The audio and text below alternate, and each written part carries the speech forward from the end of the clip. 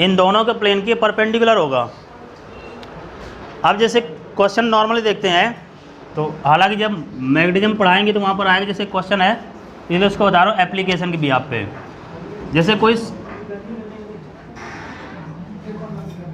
Circular cross section है, ठीक है, क्या वो किसी तरीके दे रखा हो, तो इसमें जो मैग्नेटिक फील्ड का फॉर्मूला आता है यह आता mu naught upon 4 pi I over R, ये रहता है 5 is the angle in the radian. Complete circle है तो 2 पाई हो जाएगा, हाफ सर्किल है तो पाई रहेगा, 1/4 है तो पाई/2 रहेगा जा करके। अब इसी तरह क्वेश्चन दे रखा था, उन्होंने कहा कि 3/4 सर्कल है, 3/4 मीन्स 1/4, ठीक है, जो एक्स वाई जेड प्लेन में रखे गए हैं इस तरीके से, जैसे ये हुआ एक्स वाई प्लेन में और ये है वाई जेड प्लेन, ये है जेड एक्स प्लेन। उनका 3/4 सर्कुलर वायर है जो X Y plane, Y Z plane और जेड एक्स प्लेन में रखे गए हैं। तो मान लो ऐसे रख देते हैं, एक जैसे ये रखा जा करके, ठीक है, दूसरा ये हो गया जा करके, तीसरा ये हुआ जा करके। इनकी जो रेडियस दे रखी है वो 5 सेंटीमीटर है और जो करंट दे रखी थी वो 4 एम्पियर दे रखी थी। कह रहा इसके ओरिजिन पर जो मैग्नेटिक फील्ड रहेगी वो कितनी आएगी ये बताना है। ऑप्शन शाम वालों को ही बताया था शायद इसके पहले, तो इसलिए याद आ रहा है। तो उसका ऑप्शन जो दे रखा है मैग्नेटिक फील्ड का, mu naught upon 10 minus I cap plus J cap plus K cap,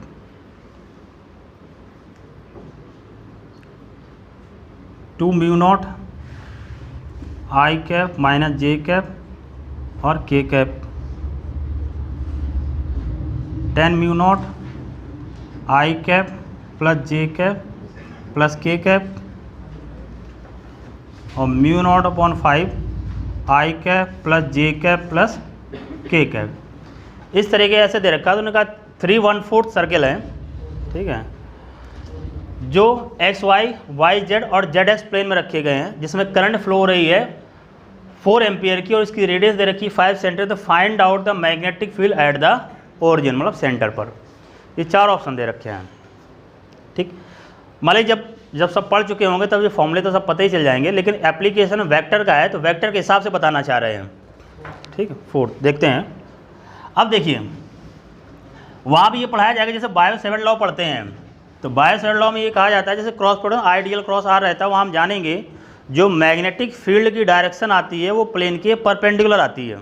जैसे वहाँ हम बताएंगे, जैसे ये मतलब सर्कल है, इसमें अगर करंट इस डायरेक्शन में फ्लो हो रही है तो ये कहा जाएगा अपनी फिंगर को कर्ल करेंगे हम करंट की डायरेक्शन में, तो जो थंब की डायरेक्शन आएगी वो बताएगी हमें मैग्नेटिक फील्ड, ठीक है। तो किधर है आउटवर्ड, आउटवर्ड होता है पॉजिटिव। अब देखिए B1 की बात करें हम, पहला जो वो है B1, तो किस में है, ये इस डायरेक्शन में है, ऐसे कह रहा है वो, ये दे रखा है एक्स वाई प्लेन में, तो इसका परपेंडिकुलर क्या होगा जेड एक्सिस, और जेड एक्सिस में पॉजिटिव में तो क्या आएगा यूनिट वेक्टर के कैप, तो इसका आना चाहिए के कैप, ठीक है। B2 देखते हैं, B2 दे रखा वाई जेड प्लेन में, तो इसका परपेंडिकुलर क्या होगा एक्स, मतलब आई कैप आ जाएगा, ये हो गया आई कैप। B3 देखते हैं, B3 दे रखा जेड एक्स प्लेन, तो परपेंडिकुलर क्या होगा वाई का मतलब जे कैप हो जाएगा। तो मतलब ये हो गया ये तीनों आई जे और के पॉजिटिव होंगे। अब 2 तो ये हट गए, ये तो नहीं हो सकते हैं, अब या तो हमारा 3rd रहेगा या तो 4th रहेगा।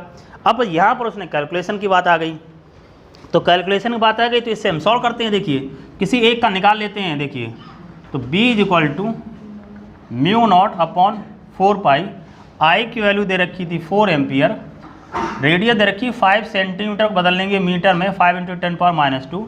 अब इसका जो एंगल रहेगा 1/4 है ना, तो ये एंगल देखो कितना बन रहा है 90 डिग्री। 90 डिग्री का मतलब हुआ π/2, तो ये यहाँ पर लिखा हम लोगों ने π/2, ठीक है ना। तो सॉल्व करते हैं, देखिए 4 से 4 कैंसिल, पाई से पाई कैंसिल, तो B = म्यू नॉट 10⁻² है, ऊपर जाएगा तो कितना हो जाएगा 100, 5 × 10 नीचे कितना आ जाएगा 10, तो 10 से 10 कैंसिल हो गया, तो मैग्नीट्यूड देखो निकल के आ जा रहा है 10 म्यू नॉट। अब देखो B1 है तो ये आ जाएगा 10 म्यू नॉट के कैप, B2 है तो 10 म्यू नॉट आई कैप, और इधर आ जाएगा 10 म्यू नॉट जे कैप। अब ओरिजिन पर पूछ रहा है तो B naught is equal to vector form में सबको जोड़ देंगे, vector B1 plus vector B2 plus vector B3। अब 10 म्यू नॉट सब में है तो कॉमन ले लीजिए, क्या बचेगा आई cap plus J cap plus K cap, ये आंसर हो जाएगा। तो तरीका देखो, बाकी वहाँ कुछ नहीं था। जब वहाँ इस चीज़ को पढ़ाया जाएगा तो ये आपको फॉर्मूला बड़ा आसान लगेगा। फिर आप सोचोगे यार डायरेक्शन कैसे निकालें, मतलब जो चीज़ जहाँ पर होती है वो तो आसान लगती है, जब उससे हम निकल जाते हैं तो टफ लगने लगती है। अब ये फॉर्मूला बिल्कुल बेसिक है, वहाँ जब इसको पढ़ाया जाएगा तो ये वैल्यू तो आप तुरंत निकाल लोगे, लेकिन वहाँ पर आपको समस्या होगी डायरेक्शन निकालने में।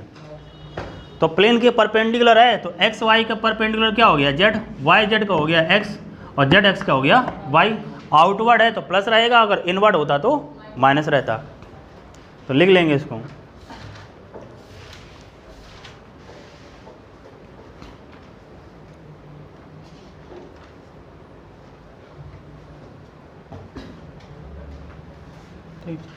इसी तरह डायरेक्शन बेस्ड क्वेश्चन आगे एक मैगजीन में और मिलेगा, तो यहीं बता दे रहे हैं, जब वाकई वहाँ पढ़ाएंगे तो फिर से बताएंगे।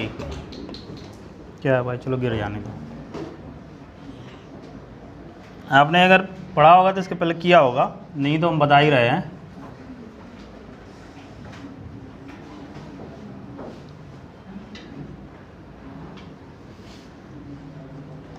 ये एक्स दे रखा है,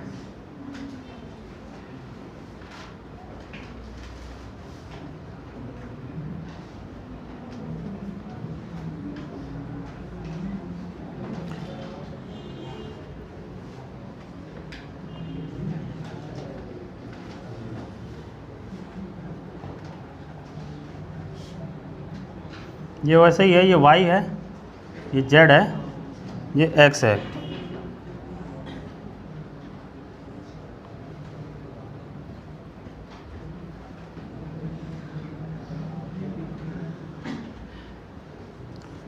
फॉर्मूले जो यूज होंगे हम बता देंगे, लेकिन बात अभी सिर्फ डायरेक्शन की है।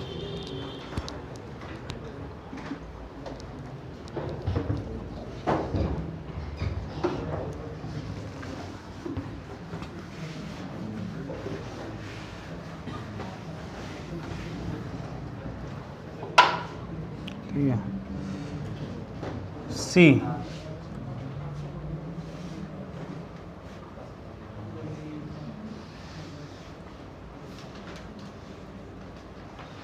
बी ये मैग्नेटिक फील्ड को डिनोट कर रहा है।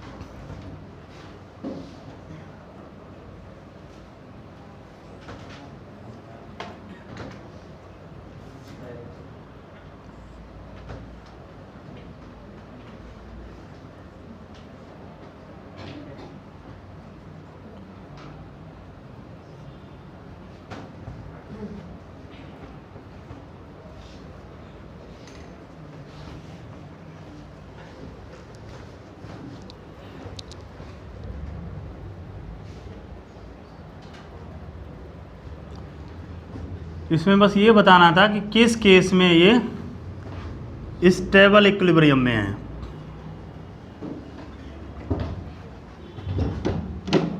In which case it is in stable equilibrium.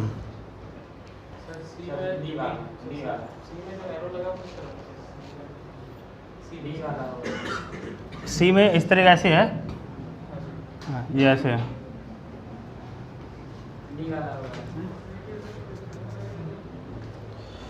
तो देखिए आगे हम लोग अभी पढ़ेंगे इसी चैप्टर में इक्विलिब्रियम में क्या नहीं है, तो नेट फोर्स जीरो होना चाहिए, तो नेट टॉर्क जीरो होना चाहिए। तो इस केस में देखो जो टॉर्क आता है वो आता है mb साइन थीटा, ठीक है, और जो पोटेंशियल एनर्जी रहती जा करके वो रहता है माइनस mb कॉस थीटा। ये दो फॉर्मूले से हम इक्विलिब्रियम को डिफाइन करेंगे। अगर वो इक्विलिब्रियम है तो नेट टॉर्क जीरो होना चाहिए, अगर स्टेबल है तो पोटेंशियल एनर्जी मिनिमम होनी चाहिए, अगर अनस्टेबल होगा तो पोटेंशियल एनर्जी मैक्सिमम होगी। मिनिमम पोटेंशियल एनर्जी का मतलब है कि पोटेंशियल एनर्जी माइनस में आनी चाहिए, है कि नहीं है। अगर मैक्सिमम होगी तो पोटेंशियल एनर्जी प्लस में रहेगी, अगर प्लस में हो गई तो अनस्टेबल हो जाएगा, अगर माइनस में आ गई तो वो स्टेबल इक्विलिब्रियम रहेगा। लेकिन इक्विलिब्रियम लाने के लिए टॉर्क की वैल्यू जीरो आना चाहिए। अब जीरो कब आएगा, जब साइन थीटा की वैल्यू जीरो होगी, मतलब थीटा की वैल्यू कितनी होगी, जीरो। अब यहाँ पर क्या होगा कि हमें डायरेक्शन निकालनी रहेगी। तो देखो जब इसको हम पढ़ते हैं टॉर्क को, टॉर्क इज इक्वल टू ये रहता है m क्रॉस b, भाई क्रॉस प्रोडक्ट है किसका, मैग्नेटिक मोमेंट और मैग्नेटिक फील्ड का, ठीक, तब इसके परपेंडिकुलर आएगा। अब बात आती है यहाँ पर, वहाँ बस ये आपको और बताया जाएगा भाई मैग्नेटिक मोमेंट की डायरेक्शन क्या रहती है। तो कुछ नहीं होता है, देखो जिस डायरेक्शन में करंट हो मैग्नेटिक मोमेंट की डायरेक्शन हमेशा प्लेन के परपेंडिकुलर होती है, ठीक है। तो वहाँ हम लोग पढ़ेंगे जो मैग्नेटिक मोमेंट आता है वो रहता है n number of turns I current और a क्या होता है, एरिया। तो जो डायरेक्शन एरिया की होगी वही क्या होगी, मैग्नेटिक मोमेंट, क्योंकि एरिया एक वेक्टर क्वांटिटी है। अब एरिया जो होता है हमेशा प्लेन के परपेंडिकुलर होता है, ठीक है। अब यहाँ पर हो रही करंट, क्योंकि मैग्नेटिक मोमेंट करंट पे तो डिपेंड कर रहा है, तो बस कुछ नहीं करना, अपनी फिंगर को ऐसे कर्ल करेंगे, जो जिधर थंब जाएगा वही डायरेक्शन हो जाएगी मैग्नेटिक मोमेंट की, ठीक है ना भाई। जैसे इसमें हमने तो मतलब क्या हुआ, प्लेन के परपेंडिकुलर रहेगा।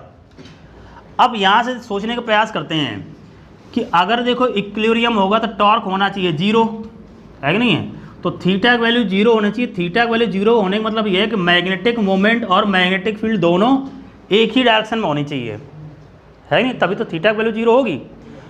तो मैग्नेटिक फील्ड दे रखी है जेड एक्सिस के लॉन्ग, और इसका मतलब मैग्नेटिक मोमेंट भी किधर आना चाहिए, जेड एक्सिस के लॉन्ग। और हमसे ये कहा गया कि मैग्नेटिक मोमेंट होता है प्लेन के परपेंडिकुलर। तो अगर हमें जेड के लॉन्ग लाना है तो जेड परपेंडिकुलर किसके है, एक्स और वाई के। इसका मतलब जो कॉइल होनी चाहिए वो एक्स वाई प्लेन में रखी होनी चाहिए, तभी तो जेड में जाएगा। तो यहाँ तो हो नहीं सकती, तो एक्स वाई का देखते हैं। तो एक्स वाई में बी में दे रखा है और ई में दे रखा है, तो बाकी तो सब खत्म ही हो गए, हमें चेक करने नहीं पड़ा, ऐसे पता चल गया भाई क्या होना चाहिए हमें। यहाँ से हमने देखा भाई टॉर्क होना चाहिए जीरो इक्विलिब्रियम के लिए। टॉर्क जीरो होने के लिए मैग्नेटिक मोमेंट और मैग्नेटिक फील्ड में होना चाहिए एंगल सेम। और बस इतनी ज़रूरत हमें पड़ गई कि मैग्नेटिक मोमेंट हमेशा प्लेन के परपेंडिकुलर होता है। तो प्लेन के परपेंडिकुलर है तो जेड के लॉन्ग लाना है मैग्नेटिक फील्ड के लॉन्ग। तो जेड को छोड़ कर ये एक्स वाई प्लेन में होना चाहिए, तो एक्स वाई का परपेंडिकुलर जेड ही तो है। तो ये जो कॉइल है इसका प्लेन कहाँ होना चाहिए, एक्स वाई में। तो एक्स वाई में डी दे रखा है और ई दे रखा है। अब इसमें डी और ई में कौन सा होगा, ये इक्विलिब्रियम तो होंगे। अब इक्विलिब्रियम दो तरीके का हो जाएगा, स्टेबल और अनस्टेबल। स्टेबल में क्या होगा, पोटेंशियल एनर्जी आ जाएगी माइनस में, और अनस्टेबल में हो जाएगा यहाँ पर आ जाएगी प्लस में। अब इसमें हमने कहा कि फिर अपनी फिंगर को हम उधर घुमाएंगे जिधर क्या होगी, करंट जा रही होगी। अब इस एक्स वाई में देखो फिंगर ऐसे घुमाएंगे ना, तो देखो किधर गया, अपवर्ड। अपवर्ड मतलब ये ऊपर तरफ गया, तो यहाँ पर मैग्नेटिक मोमेंट और मैग्नेटिक फील्ड में एंगल आ गया जीरो। यहाँ देखो ऐसे घुमाएंगे किधर गया, नीचे की तरफ, तो माइनस जेड हो गया। तो यहाँ पर एंगल कितना हो गया, 180 डिग्री उल्टा पहुँचा जा करके ना। तो बस देखो साइन जीरो भी जीरो रहता है, साइन 180 भी जीरो रहता है, तो टॉर्क तो हो जाएगा जीरो। देखो torque is equal to M B sine zero, ये तो हो गया जीरो। अब potential energy minus M B cos theta है जीरो, कॉस जीरो को रहती 1, तो पोटेंशियल एनर्जी आ गई माइनस एम बी। यहाँ पर देखते हैं तो टॉर्क इज इक्वल टू ये आ रहा है एम बी साइन 180, ये वैल्यू होती है जीरो। पोटेंशियल एनर्जी की बात करेंगे minus M B cos 180, cos 180 की वैल्यू होती है -1। एम बी -1 माइनस माइनस हो जाएगा प्लस। तो ये देखो पोटेंशियल एनर्जी मैक्सिमम हुई, ये पोटेंशियल एनर्जी मिनिमम हुई, तो ये हो गया स्टेबल इक्विलिब्रियम, ये हो गया अनस्टेबल इक्विलिब्रियम। तो ये जो कंडीशन रहेगी वो स्टेबल इक्विलिब्रियम की रहेगी और ये जो रहेगी वो अनस्टेबल की रहेगी। तो कुछ क्वेश्चन ऐसे होते हैं जो आपको थ्योरेटिकली फॉर्मूले रख के तो निकालोगे, लेकिन डायरेक्शन पूछ दी जाती फिर नहीं समझ में आता क्या करेंगे जा करके। तो जो बेसिक कॉन्सेप्ट प्लेन के परपेंडिकुलर, तो वो आपको जहाँ जहाँ भी है लगभग लगभग इधर बता दिया, दूसरा आपको यहाँ पर जरूरत पड़ती है ये बेसिक साथ बता दिया। ठीक है, तो बना लेंगे और लिख लेंगे। तो यहाँ लिख लेना अपने लैंग्वेज में, direction of magnetic moment, magnetic moment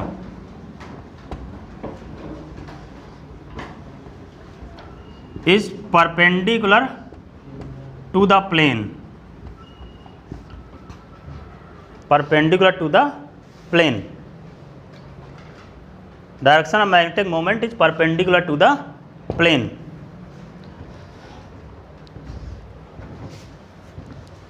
ठीक है, बाकी उस चैप्टर जब हम लोग पढ़ेंगे तो वहाँ पर और न्यूमेरिकल लेंगे तो ये सब चीज़ें वहाँ पर आसान से लगेंगी, लेकिन वहाँ पर दिक्कत फिर डायरेक्शन की हो जाती है, फिर आप डायरेक्शन में कंफ्यूज होते हैं।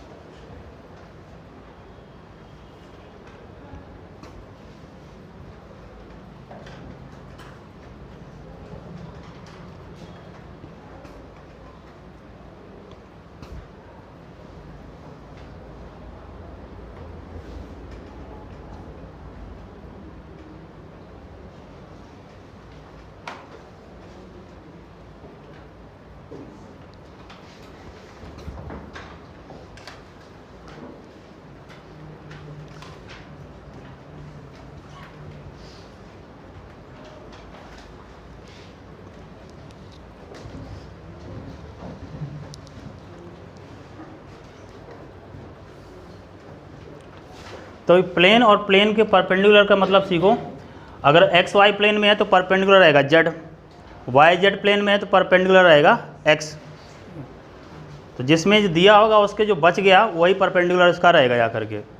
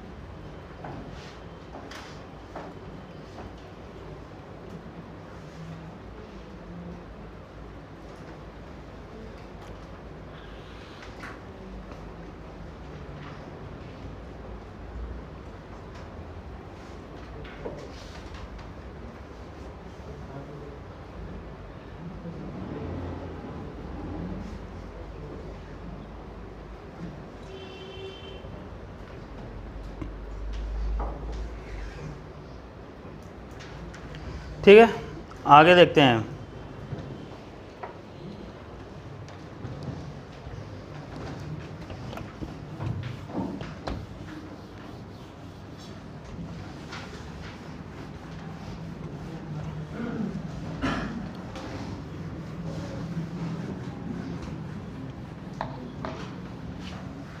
अब ये क्वेश्चन एनसीईआरटी में दे रखा है और कई बार पूछा जा चुका है, जो जेईई मेंस रहता है और जो इसके पहले जो एआईपीएमटी होता था।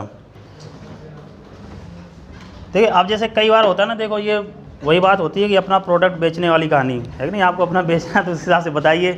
कई बार लोग, इसलिए मैं कह रहा हूँ कि जैसे कई बार लोग कहते हैं कि NCERT टू NCERT पढ़ाया जाएगा, ठीक है, तो ये कहानी बायो में तो चल जाती है, कुछ हद तक केमिस्ट्री में भी चल जाती है, लेकिन फिजिक्स में 100% ये लागू नहीं होता है। क्यों नहीं लागू होता उसका भी कारण बता रहा हूँ। देखो पहली बात, जो सिलेबस है वो सिलेबस तो बदल नहीं जाएगा चाहे आप कहीं से भी पढ़िए, ठीक है। अब NCERT में जैसे कह दिया ना कि NCERT में दे रखा है, तो बच्चे के दिमाग में ये जाता है कि इसका मतलब पूरी मुझे NCERT लगा लेनी चाहिए। तो ये तो बिल्कुल ऑब्वियस सी बात है, जो हमारा बेसिक है वो तो हमें आना ही चाहिए। अब इसी चीज़ का फ़ायदा उठाते हैं जो भी संस्था एग्ज़ाम कराती है। भाई वो जानता है, जैसे मैं शुरुआत में जब मैं आपको पढ़ाया तो हमने कहा था जैसे आप मेजरमेंट और एरर का जो NCERT के चैप्टर पढ़ते हैं उसमें 3 क्वेश्चन ऐसे हैं और जो एग्जाम्पल में सॉल्व करके दिए गए हैं, और लगभग हर दूसरे तीसरे चौथे साल वो सेम टू सेम आते हैं। मतलब कुछ नहीं बदलते हैं कि उसका अगर न्यूमेरिकल वैल्यू भी बदल दें, जो आंसर आता है वही आंसर आता है, जिस सीरियल ऑर्डर में आंसर लिखा होता है वही वैसे लिखा रहता है, जो न्यूमेरिकल वैल्यू वैसी लिखी रहती है, कुछ नहीं बदलते हैं। अब कभी ऐसा सोचा है कि वो वही क्वेश्चन को इतनी बार बार क्यों रिपीट कर देते हैं? क्या उनको बहुत ज़्यादा पैटर्न का क्वेश्चन है? ऐसा नहीं होता है। जब कोई भी एग्ज़ाम कराता है तो वो जैसे देखता है कि यार ये क्वेश्चन जो है लोग बहुत गलत करते हैं, है नहीं, किसी की देख लो। अब भाई आप एग्ज़ाम देख तो चले गए, भाई 2-3 साल बाद जो बच्चे जिसको सिलेक्शन जहाँ लिया तो हो गया, अब नई खेप आती है, नए बच्चे आते हैं, तो उन्हें पता है, उनको ये भरोसा होता है जो एग्ज़ाम कराते हैं कि ये जो स्कूल में कराया जाता हो या जहाँ भी ये पढ़ते हो जाकर के इसको बहुत ज़्यादा उनको कराया नहीं जाता है, और सीधे आता चलो NCERT साल को एक्सरसाइज पीछे सॉल्व करो। अब मैं खुद ही ये देखता हूँ, बच्चा हमारे पास आता है सर एडिशनल एक्सरसाइज कर लेते हैं, तो ठीक है एडिशनल एक्सरसाइज पे आप तब पहुँच सकते हो। एडिशनल का मतलब क्या होता है भाई? अतिरिक्त, मतलब जो आपके पास पहले था वो आपने अगर कर लिया तभी तो अतिरिक्त करोगे। अब पता लगा जो हमारे पास था उसी को हमें नहीं आ रहा है, अतिरिक्त केवल कर रहे हैं, तो बाद में हो जाते हैं मृक्त, ठीक है। तो इसलिए वो सोचने वाली बात है, इसलिए कभी कोई सोच जाता है कि मतलब एग्जाम्पल में दे रखा है और सॉल्व करके दे रखा है, ऐसा भी नहीं आपको सॉल्व करना है, आंसर भी दे रखा है और same to same question repeat होता है, और एक बार नहीं कई बार। तो ऐसे ही जैसे आप तमाम देखेंगे, और जब भी नीट में या JEE में ऐसे क्वेश्चन जब भी आते हैं वो सिर्फ एग्जाम्पल के रख देते हैं, क्यों ना भरोसा होता है एग्जाम्पल कोई नहीं पढ़ेगा। स्कूलों में कहते हैं ये तो दे ही रखा है बेटा, आप तो कर ही लोगे इसको, आगे पलटो, ये तो छोटे छोटे एग्जाम्पल हैं, एडिशनल करा देते हैं। तो स्टूडेंट भाई कितना समय रहेगा? जैसे मैं आज की बात करूं, आपको पढ़ाया जाएंगे नवंबर मान लीजिए आ गया मंडे से, ठीक है। अब मान लीजिए अगर मई में एग्ज़ाम नहीं होता है तो 1 महीने या 2 महीने बाद होता है, जुलाई में होता है, अगस्त में होता है जा करके, तो आपके पास 6-7 महीने समय बचता है पढ़ने के लिए। हम कह रहे हैं ये तो आपको दे ही रखा है, ये आप पढ़ लेंगे, सुबह से लेकर शाम तक यहाँ बैठे हो, तुम पढ़ कब लोगे जा करके? भाई जो हम पढ़ा रहे हैं पहले उतना ही पढ़ लो, तुम अपनी मर्ज़ी से क्या पढ़ लोगे? तो जो चीज़ स्किप कर जाती है वो स्किप भी कर जाती है, उसका कभी समय लौट के नहीं आता कि तुम अलग से पढ़ लो। तो वो स्कूल में भी ऐसे कहते हैं बेटा ये हम कराई दे रहे हैं, ये आप घर में कर लेना। स्कूल में इतना काम दे दिया जाता है, पहले वही जाके घर में कर लें, तो जो स्कूल में नहीं कराया गया वो हम कब कर लेंगे? तो ये एक टेक्निकल लैकुना है जो चलता रहता है, तो वही क्वेश्चन उठा के वो दे देते हैं, तो हो जाते हैं गलत। इसलिए जैसे मैं बार बार कहता हूँ, जैसे मैं क्वेश्चन भी अगर कराता हूँ तो सीधे एग्जाम्पल के ही बता देता हूँ, तो कि ये है, आप किसी साल देख लेना, जो क्वेश्चन आया चाहे JEE मेंस में हो चाहे नीट में हो, वो एग्जाम्पल के ही क्वेश्चन उठा कर रख देते हैं। तो ये तरीका है, इसलिए कम से कम NCERT करो, लेकिन एग्जाम्पल में जो दे रखे हैं उस चैप्टर के सॉल्व एग्जाम्पल के जरूर होने चाहिए, जितने भी इसमें दे रखे हैं। हाँ, ये ज़रूर तरीका है जो NCERT में सॉल्व करने का तरीका है, बड़ा एलोबरेट होता है। आप सिर्फ क्वेश्चन देखिए, आप उसका प्रोसीजर मत देखिए, प्रोसीजर आप जैसे कर सकते हैं, मतलब जैसे मैंने समझाया आप उस तरीके से करिए। NCERT में बड़ा लेंदी से तरीके सॉल्व कराया था, क्योंकि वो एक बेसिक है, वो बेसिक तरीके से सॉल्व करते हैं। आप कंपटीशन के साथ पढ़ रहे हैं तो आप ये चाहेंगे हमारा आंसर जल्दी आए, आप उस तरीके से सॉल्व करिए। तो ये ऐसे क्वेश्चन तमाम मिल जाएंगे जो उसमें पूछे गए हैं और ऐसा पूछ दिए जाते हैं, ठीक। तो ये बात हम लोगों ने क्रॉस प्रोडक्ट की। अब हम बात फिर वही पुराने पे आते हैं, जैसे हम यूनिट वेक्टर पढ़ रहे थे, तो हमने यूनिट वेक्टर पे आपको क्वेश्चन कराया था कि जैसे क्या रहता था कि उसका किसी वेक्टर का मैग्नीट्यूड दिया रहता था, कहता था इसका वेक्टर फॉर्म बताओ इस वेक्टर के अलोंग। अब यहाँ क्वेश्चन क्या करेगा, जैसे सपोज करिए 2 वेक्टर दे दिए, पहले मैं समझा रहा हूँ बाद में भी लिखाता हूँ। मान लीजिए एक वेक्टर लिखा है ये 2i cap plus j cap plus 3k cap, दूसरा वेक्टर है i cap plus 2j cap और प्लस k कैप। कह रहा है कि एक कोई वेक्टर है जिसका मैग्नीट्यूड कुछ भी मान लेते हैं, मान लो वेक्टर c मान लेते हैं। एक वेक्टर है जिसका मैग्नीट्यूड दे रखा है 6 metre, the find its vector form which is perpendicular to the both vector A and B. Language लिखेंगे, find the vector, find the vector, find the vector whose magnitude, find the vector whose magnitude is 6 meter and perpendicular to the vectors and perpendicular to the vectors, ये लिख लेंगे दोनों।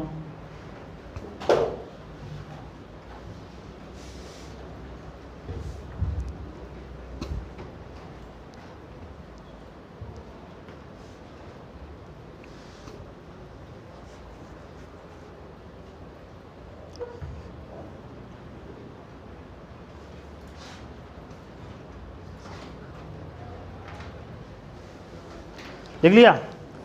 अब पहले theme बता दे रहा हूँ, फिर आप सॉल्व करिए, ठीक है। अब आपको क्या करना है कि इसको वेक्टर में बदलना है, ठीक है। मैग्नीट्यूड दे रखा, हमें क्या करना है, वेक्टर में बदलना है। तो जिसके पहले जब हमने सॉल्व किए थे क्वेश्चन, तो ये उसमें देखा था कि इसका मैग्नीट्यूड तो यही रहना चाहिए और डायरेक्शन क्या होनी चाहिए, इन दोनों के परपेंडिकुलर आना चाहिए।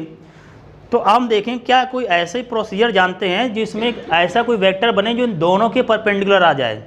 तो हम जानते हैं जब इन दोनों का हम क्रॉस प्रोडक्ट करते हैं तो ये जो आएगा वो इन दोनों के परपेंडिकुलर आएगा। कोई एक वेक्टर मान लीजिए बन गया, सपोज करिए वो डी बन गया, कुछ आएगा आई जे के कैप कुछ आएगा वो, फिर हम क्या करेंगे, वो इन दोनों के परपेंडिकुलर आ गया, फिर हम उस वेक्टर का क्या निकालेंगे, यूनिट वेक्टर, है कि नहीं है। क्यों, वो यूनिट वेक्टर का फिर हम इससे क्या करेंगे, मल्टीप्लाई।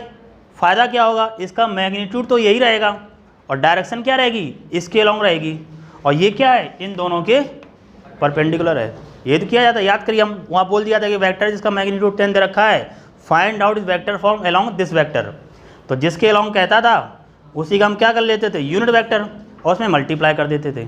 अब क्या किया, वो हमें वेक्टर ही नहीं दे रखा है जिसके अलॉन्ग कह रहा है, तो उससे हम क्या निकालेंगे, वो वेक्टर, मतलब इनका क्रॉस प्रोडक्ट करिए, जो आएगा इन दोनों के परपेंडिकुलर आएगा, फिर उसका निकाल लेंगे हम यूनिट वेक्टर और फिर उसको इसमें कर देंगे मल्टीप्लाई। मतलब दो स्टेप बढ़ा दिए, एक क्रॉस प्रोडक्ट, दूसरा यूनिट वेक्टर का। आप सॉल्व करिए ज़रा, ठीक है, कोशिश करिए, आप करेंगे तभी उसको सुधार होगा। जैसे अभी हमने बताया तुरंत हम कर देंगे तो फिर आपका दिमाग जो लगा फिर वहीं पर फिर स्थायी हो जाएगा। जैसा भी आए पहले इसका क्रॉस प्रोडक्ट करिए, ठीक है। क्रॉस प्रोडक्ट करने के बाद जो वैल्यू आ रही हो वो हमें बताइए, माइनस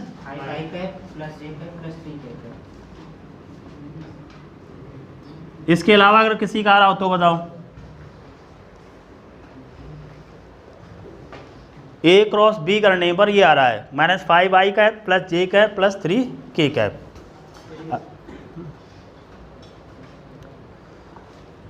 अब इसको बदल लो यूनिट वेक्टर में और इसमें कर दो मल्टीप्लाई।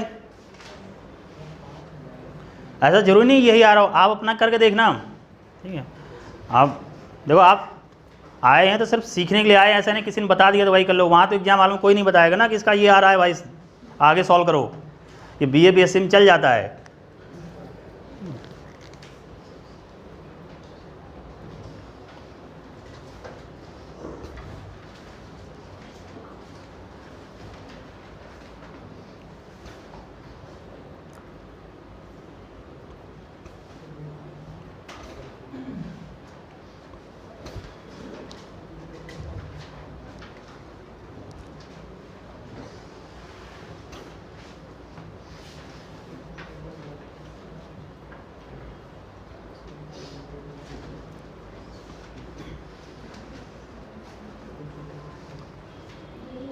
ये रहा, ठीक है।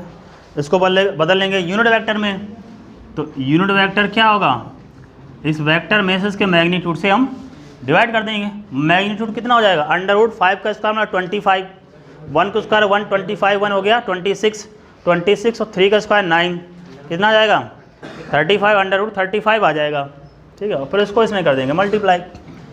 चलिए पहले मैं इसका क्रॉस प्रोडक्ट बताते हैं क्या रहेगा जा करके।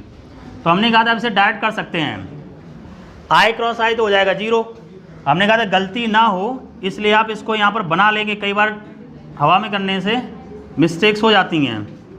अगर एंटी क्लॉकवाइज चलेगा तो पॉजिटिव रहेगा और क्लॉकवाइज चलेगा तो नेगेटिव रहेगा। देखो आई क्रॉस जे, तो आई क्रॉस जे क्या हुआ, एंटी क्लॉकवाइज मतलब क्या रहेगा, पॉजिटिव। तो यहाँ पर ये रख रहे हैं ए क्रॉस बी की वैल्यू, तो आई क्रॉस जे आया के कैप और 2 हो गया 4 के कैप। अब आई क्रॉस के करेंगे, आई क्रॉस के किया देखो हो गया क्लॉकवाइज, तो आ जाएगा माइनस में, माइनस का क्या रहेगा जे कैप। तो 2 इधर दे रखा, 1 इधर रखा है, तो कितना हो गया 2 जे कैप, ये आई क्रॉस के हो गया। अब जे को सॉल्व करेंगे, जे क्रॉस आई करेंगे, जे क्रॉस आई किया तो कितना कैसा आया क्लॉकवाइज, क्लॉकवाइज आया तो हो जाएगा नेगेटिव में, नेगेटिव में जे क्रॉस आई क्या हो जाएगा माइनस का के कैप, ये तो होगा जे क्रॉस आई का माइनस का के कैप हो जाएगा, जे क्रॉस जे 0 हो जाएगा। अब जे क्रॉस क्या करेंगे के, जे क्रॉस के किया तो एंटी क्लॉकवाइज है, ये प्लस में आई कैप आएगा, ठीक है। तो जे की वैल्यू 1, के की वैल्यू 1, तो इतना ही रहेगा, ठीक है। जे सॉल्व हो गया। अब के को करते हैं, के क्रॉस आई करेंगे, तो के क्रॉस आई किया तो एंटी क्लॉकवाइज जा रहा है तो पॉजिटिव रहेगा, के क्रॉस आई का हो जाएगा प्लस का जे कैप। तो देखते हैं के क्रॉस आई, इधर भी इधर 3 है तो यह आ जाएगा 3। के क्रॉस जे करते हैं, तो के क्रॉस जे, तो के क्रॉस जे कैसा आया क्लॉकवाइज, तो ये हो जाएगा माइनस का आई, तो यहाँ पर हम लिखेंगे माइनस का आई। अब के की वैल्यू 3 दे रखी, जे की वैल्यू 2 दे रखी, कितना रहेगा ये 6, और के क्रॉस के हो जाएगा 0, यही तो होगा। इसको सिंप्लीफाई कर लेते हैं, पहले आई को लिखते हैं, आई वैल्यू यहाँ पर माइनस का 6 दे रखी, प्लस का 5 दे रखा है, तो माइनस का कितना रहा जा करके 5i। अब जे को देखते हैं, माइनस का 2 है और प्लस का क्या है 3 है, तो प्लस का क्या हो गया जे कैप। अब के को देखते हैं, प्लस का 4 के है, माइनस का के है, तो ये प्लस का कितना हो गया 3 के, तो सही निकाला आपने। ये हो गया इसका क्रॉस प्रोडक्ट, जो ए और बी दोनों के परपेंडिकुलर रहेगा, क्रॉस प्रोडक्ट में ये कहा गया था, ठीक है ना। अब इसको बदल लेते हैं यूनिट वेक्टर में, तो यहाँ पर लिखते हैं देखिए -5i cap plus J cap और प्लस का 3k कैप। यूनिट वेक्टर में यहाँ पर देखेंगे तो -5 का स्क्वायर करेंगे कितना आ जाएगा 25, 1 का स्क्वायर 1 हो गया, इसका हो गया 9, √35 हो गया, तो माइनस का 5a कैप प्लस का जे कैप प्लस का 3k कैप अपॉन में रूट आ गया 35, ठीक। अब बस इसमें बदल लेते हैं, तो मैं वेक्टर सी निकालना है, तो वेक्टर सी निकालना है तो जो मैग्नीट्यूड दे रखा है 6, इसमें इस यूनिट वेक्टर को मल्टीप्लाई कर देंगे। फ़ायदा क्या होगा, इसकी डायरेक्शन वही होगी जो इस वेक्टर की होगी, और ये वेक्टर क्या है इन दोनों के परपेंडिकुलर है, बस ये इनसे पूछा, बस 6 से मल्टीप्लाई कर देते हैं।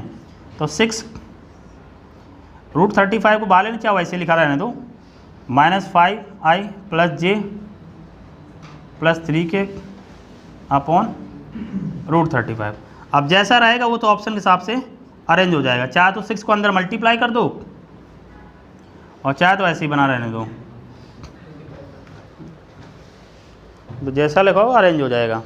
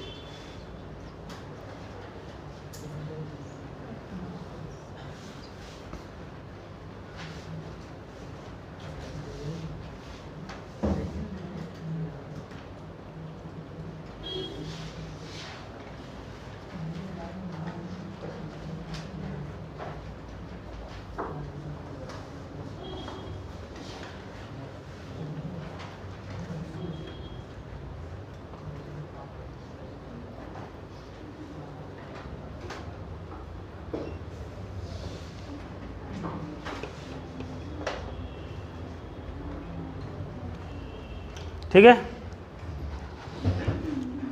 तो ध्यान रखना है, जैसे अब यूनिट वेक्टर के दो तरीके के क्वेश्चन हो गए, 2 या 3 तरीके से। एक तो सिंपल ऐसे रहता था, वेक्टर का मैग्नीट्यूड दे देता था, कहता वेक्टर बदलो अगर इसके पैरेलल हो या एंटी पैरेलल हो, तो वो हम लोगों ने जाना था। और तीसरे टाइप का ये रहा जा करके दोनों वेक्टर के उसने परपेंडिकुलर कह दिया। तो परपेंडिकुलर तभी आएगा जब उन दोनों वेक्टर का हम क्रॉस प्रोडक्ट करेंगे।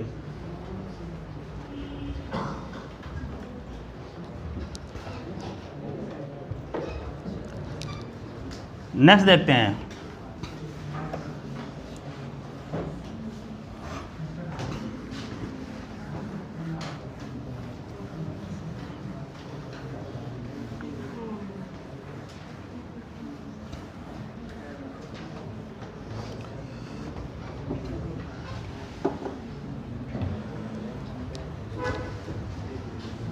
ठीक है। पहले समझेंगे, दो वेक्टर दे रखे हैं। ये मान लो वेक्टर ए इक्वल टू लिख रखा है 3i cap plus 4j cap. Vector B equal to लिख रखा है 6i कैप और 8j कैप, ठीक है। तो इसमें से जो ऑप्शन दे रखे हैं उसमें बताना है कौन सा करेक्ट रहेगा। करेक्ट स्टेटमेंट इज या आर, जो भी रहे जा करके। फर्स्ट में ये कह रहा है कि ए क्रॉस बी 0 होगा। दूसरा कह रहा है ए डॉट बी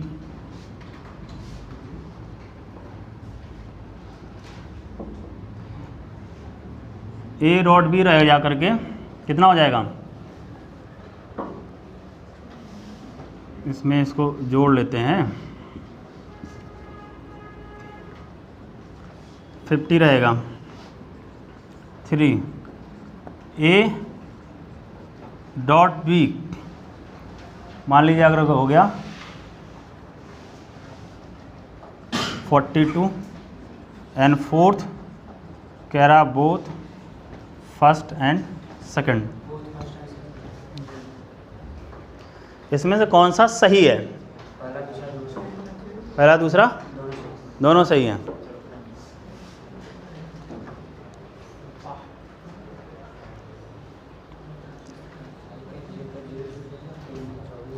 अब सीधी सी बात है, देखो बाकी तो डॉट प्रोडक्ट करना तो आसान होता है, हमें क्रॉस प्रोडक्ट करने को पूछ रहा है। भाई क्रॉस प्रोडक्ट देखिए कि यार ये सही दे रहा है।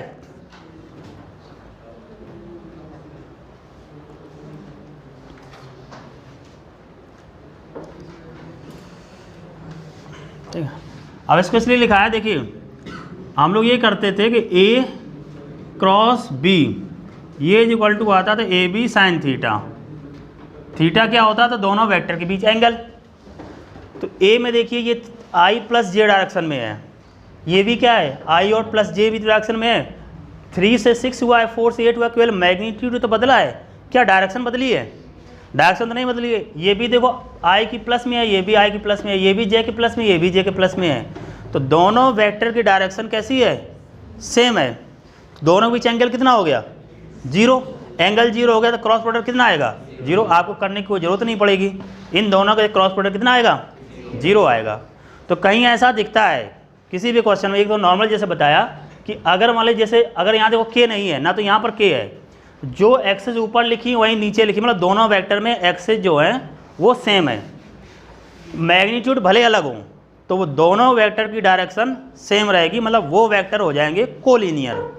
कोलिनियर मतलब उनके एंगल कितना हो जाएगा? 0। अगर कोलिनियर वेक्टर है तो उनका क्रॉस प्रोडक्ट 0 आएगा। तो यहाँ हम देख लेंगे, यहाँ पर लिख लेंगे इसके आगे कि ये कोलिनियर हैं। कोलिनियर का मतलब ये हो गया कि इनके बीच एंगल रहेगा 0। तो उस केस में ए क्रॉस बी यहाँ पर देखेंगे तो आएगा ए बी साइन 0। साइन 0 की वैल्यू 0 होती है, तो फर्स्ट भी सही है। अब डॉट प्रोडक्ट देख लेते हैं। तो डॉट प्रोडक्ट में सिमिलर डॉट प्रोडक्ट करते हैं। आई का आई के साथ करेंगे, 3 और 6 कितना हो गया? 18। 4 और 8 का कितना हो जाएगा? 32। बीच में प्लस साइन लगा है तो जोड़ देंगे, तो 8 2 10 3 1 4 50। तो फर्स्ट और सेकंड दोनों सही हैं, तो ये फोर्थ सही हो जाएगा।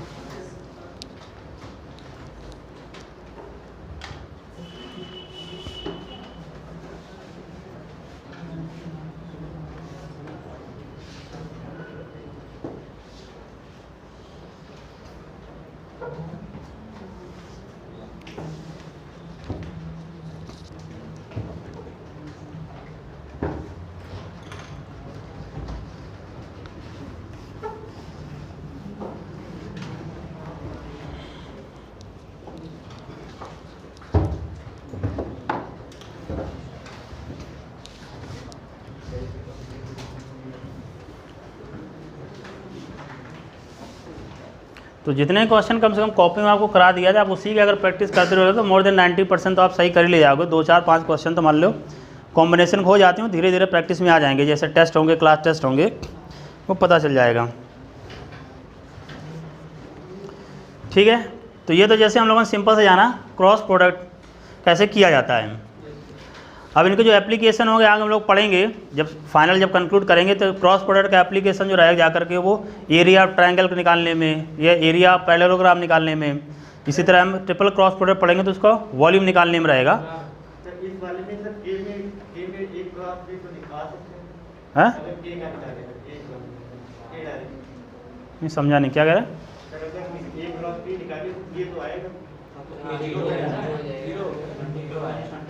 जीरो हो जाएगा ना भाई। देखो कंफ्यूज मत हो, करके देख लेते हैं। ठीक है, मन में चलता रहे इसलिए मन की बात को बाहर कर देते हैं। चलिए तो ए क्रॉस बी करते हैं। देखो आई क्रॉस आई कितना हो जाएगा? 0।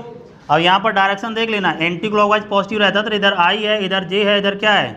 के है।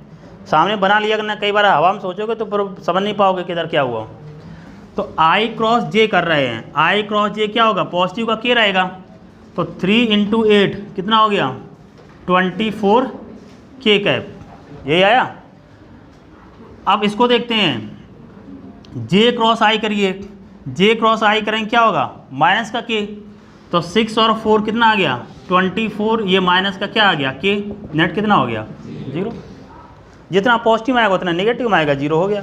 इसलिए सीधा से यही हमने किया भाई, दोनों का डायरेक्शन सेम है तो कोलिनियर वेक्टर हो गए, एंगल कितना हो गया? 0। तो क्रॉस प्रोडक्ट जो अगर सेम डायरेक्शन में है, थीटा 0 है तो 0 आएगा, तो सॉल्व करने की जरूरत ही नहीं है।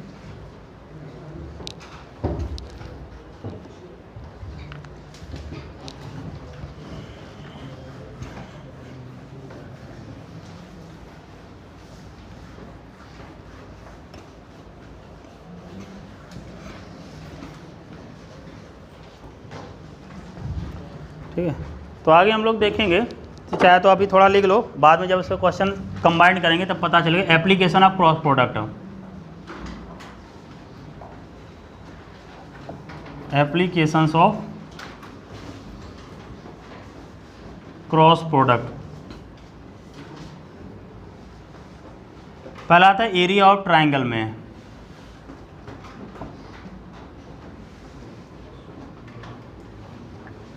तो ट्रायंगल की जैसे 2 साइड अगर दे रखी हैं तो उसका एरिया हो जाएगा हाफ ए क्रॉस बी। 2 साइड दे रखी हैं तो ये आ जाएगा एरिया ऑफ पैरेललोग्राम।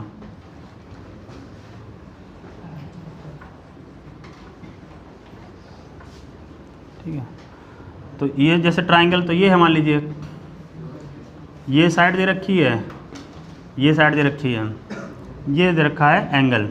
ठीक है, आगे हम लोग इसमें देखेंगे साइन लॉ, कोसाइन लॉ रहते हैं, उसको हम ड्राइव करके देखेंगे, तब इसको डिटेल में समझेंगे। एरिया पैरेललोग्राम ऐसे बना दिया। अब इसमें साइड क्या रहती हैं? सेम रहती है ना। अगर ये है ए और ये है बी तो ये भी ए हो जाएगी, और इसके सामने वाली ये क्या हो जाएगी? बी। दोनों क्या हैं? ये इसके बराबर पैरेलल है, ये इसके पैरेलल है। तो इसका जो एरिया रहता है जाकर के, एरिया ये जाएगा हाफ, मतलब हाफ नहीं रहेगा, ए क्रॉस बी हो जाएगा। मतलब दोनों साइड को हम क्या कर देंगे? मल्टीप्लाई कर देंगे और इसका निकाल लेंगे हम मैग्नीट्यूड। तो इसी तरह हम वहाँ भी मैग्नीट्यूड निकाल लेंगे। एरिया भाई एक संख्या आएगी ना, तो क्रॉस प्रोडक्ट करने बाद जो मैग्नीट्यूड निकाल लेंगे। दूसरी बात ये रहती है जो मेन, अगर इनके डायगोनल दे रखे हों, अगर मान लीजिए डायगोनल D1 दे रखा है और ये डायगोनल D2 दे रखा है, तो उस केस में अगर इसका एरिया हम बात करें तो आएगा half diagonal D1 cross diagonal D2। उसमें देखेंगे ट्रायंगल बन जाएगा। एक देखो ये डायगोनल के हिसाब से ऐसे निकालेंगे और इसका ऐसे निकालेंगे, तो हाफ D1 क्रॉस D2 हो जाएगा। D1 D2 डायगोनल हैं,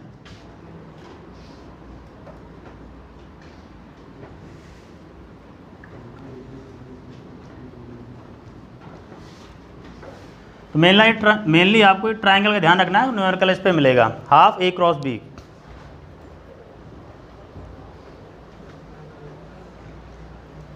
तो क्रॉस प्रोडक्ट पे बहुत रेयर क्वेश्चन आता है, जैसे इस साल आ गया, ठीक है। क्यों जनरली होता है कि क्रॉस प्रोडक्ट कर तो लोगे आप, लेकिन उसमें करने में समय लग जाता है, इसलिए जब उसको आपको डिस्टर्ब करना ही है, आपका टाइम कंज्यूम करना ही है, तो फिर क्रॉस प्रोडक्ट के न्यूमेरिकल रख देता है वो, ठीक है। उसमें फिर प्लस माइनस में गलत हो जाता है, आपने A क्रॉस B उधर B क्रॉस A। अगर किसी को फॉर्मूला पता है, जैसे उस दिन हमने आपको दिया था कि नहीं दिया था, जैसे लीनियर वेलोसिटी रहती थी ना, तो ये ओमेगा क्रॉस R रहता है, और कई लोगों को ये पता सोचते हैं कि R क्रॉस ओमेगा होगा, तो गलत हो जाता है, तो प्लस माइनस में गलत हो जाता है। तो ऐसे उन्होंने कह दिया R की वैल्यू दे दी, ओमेगा की वैल्यू दे दी है, लीनियर वेलोसिटी बताइए।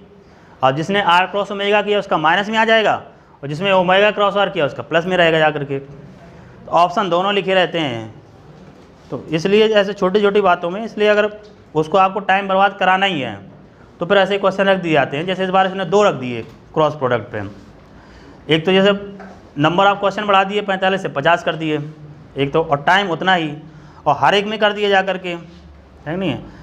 5 फिजिक्स में बढ़ गए, 5 केमिस्ट्री में बढ़ गए, और 10 बढ़ गए बायो में, 20 क्वेश्चन हो गए एक्स्ट्रा, ठीक है। उसमें फिजिक्स का डिफ़िकल्टी लेवल ज़्यादा कर दिया, और टाइम आपको उतना ही है 180 मिनट में, ठीक है। क्वेश्चन हो गए 200। तो ये है, तो आपको मतलब वो उलझाना ही है, तो कुछ ना कुछ तो करेगा, इसी तरह ही रहता है, ठीक। तो इसको बाकी जैसे रहेगा, तो उसको हम जब इसका कंक्लूड करेंगे फाइनल वेक्टर चैप्टर को, तो वहाँ पर डिफरेंट जो छोटे छोटे कॉन्सेप्ट होंगे वहाँ पर फिर से ही आएगा ये।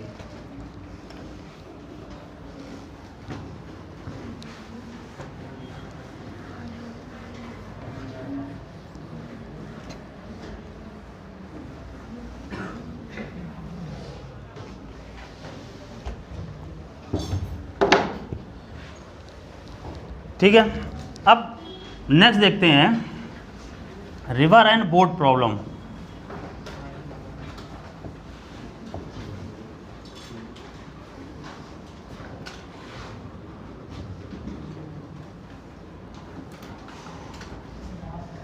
नदी और नाव, नदी में नाव चलाओ कि नाव में नदी चलाओ? नदी में नाव चलाएंगे। अब देखिए ये कहते हैं ना, जो ट्रेडिशनल है, जो पुराने पहले कभी नाव चलती थी, अब तो जैसे शिप आ गए, स्टीमर आ गए, ठीक है, लेकिन शब्द वही हैं, ठीक है। टेक्नोलॉजी भले इम्प्रूवमेंट होती चली जाए, तो जो बेसिक थीम है, जैसे होता है ना, जैसे आप साइंस में हम लोग पढ़ते हैं, जैसे हिस्ट्री का पढ़ने, जैसे लोग कभी कभी ये कह देते हैं ना कि बताइए साइंस वाले को हिस्ट्री पढ़ने से क्या मतलब है। जैसे लोग अभी चलने के बोले डॉक्टर बनना है, उसका फिजिक्स का क्या मतलब है। तो जब हमें अपनी जिम्मेदारियों से भागना है, तो हम तो ऐसे बोला जाएगा कि उसका क्या मतलब है। ऐसे हिस्ट्री क्यों पढ़ाई जाती है? लोग कहते हैं भाई हम साइंस के स्टूडेंट, हम क्या जानकारी करेंगे कि बाबर कौन था, हुमायूं कौन था, राणा प्रताप कौन थे, है नहीं, इसे हमें क्या लें, पृथ्वीराज चौहान कौन थे। हिस्ट्री का पढ़ाने का मतलब ये रहता है कि आप जानिए इसके पहले क्या हुआ है और अब क्या हो रहा है। भाई ऐसा हुआ है, तो ऐसा तो आपको हिस्ट्री 1 साल की पढ़ाई जाती है, कई 100 सालों की पढ़ाई जाती है, ठीक है। तो वैसे नॉर्मल सी बात है, जैसे मान लीजिए कभी हम परेशान होते हैं, जब कोई हमसे बड़ा बुजुर्ग से हम सलाह लेते हैं ना कि ऐसा है, तो वो ये कहता है बेटा परेशान मत हो, हमारे साथ भी ऐसा हुआ था, तो हम ऐसे समस्या से बाहर निकल के आए थे। तो वो भी तो एक उसकी हिस्ट्री है ना, तो अपने अनुभव बताता है। तो हिस्ट्री से हमें क्या पता चलता है, अगर ऐसी घटना हुई है तो उससे हम ऐसे निकल के बाहर आ सकते हैं। तो हिस्ट्री का मतलब ये होता है भाई कोई अगर इसके पहले कोई गलती हुई है तो उसने क्या गलती की, तो उसका परिणाम भी उसके सामने हमें दिखता है। जैसे अपने इंडियन कंटेस्ट में अगर बात करें, तो अपने यहाँ जैसे जो फॉरेन इन्वेडर आए तो वो क्यों आसानी से आ गए।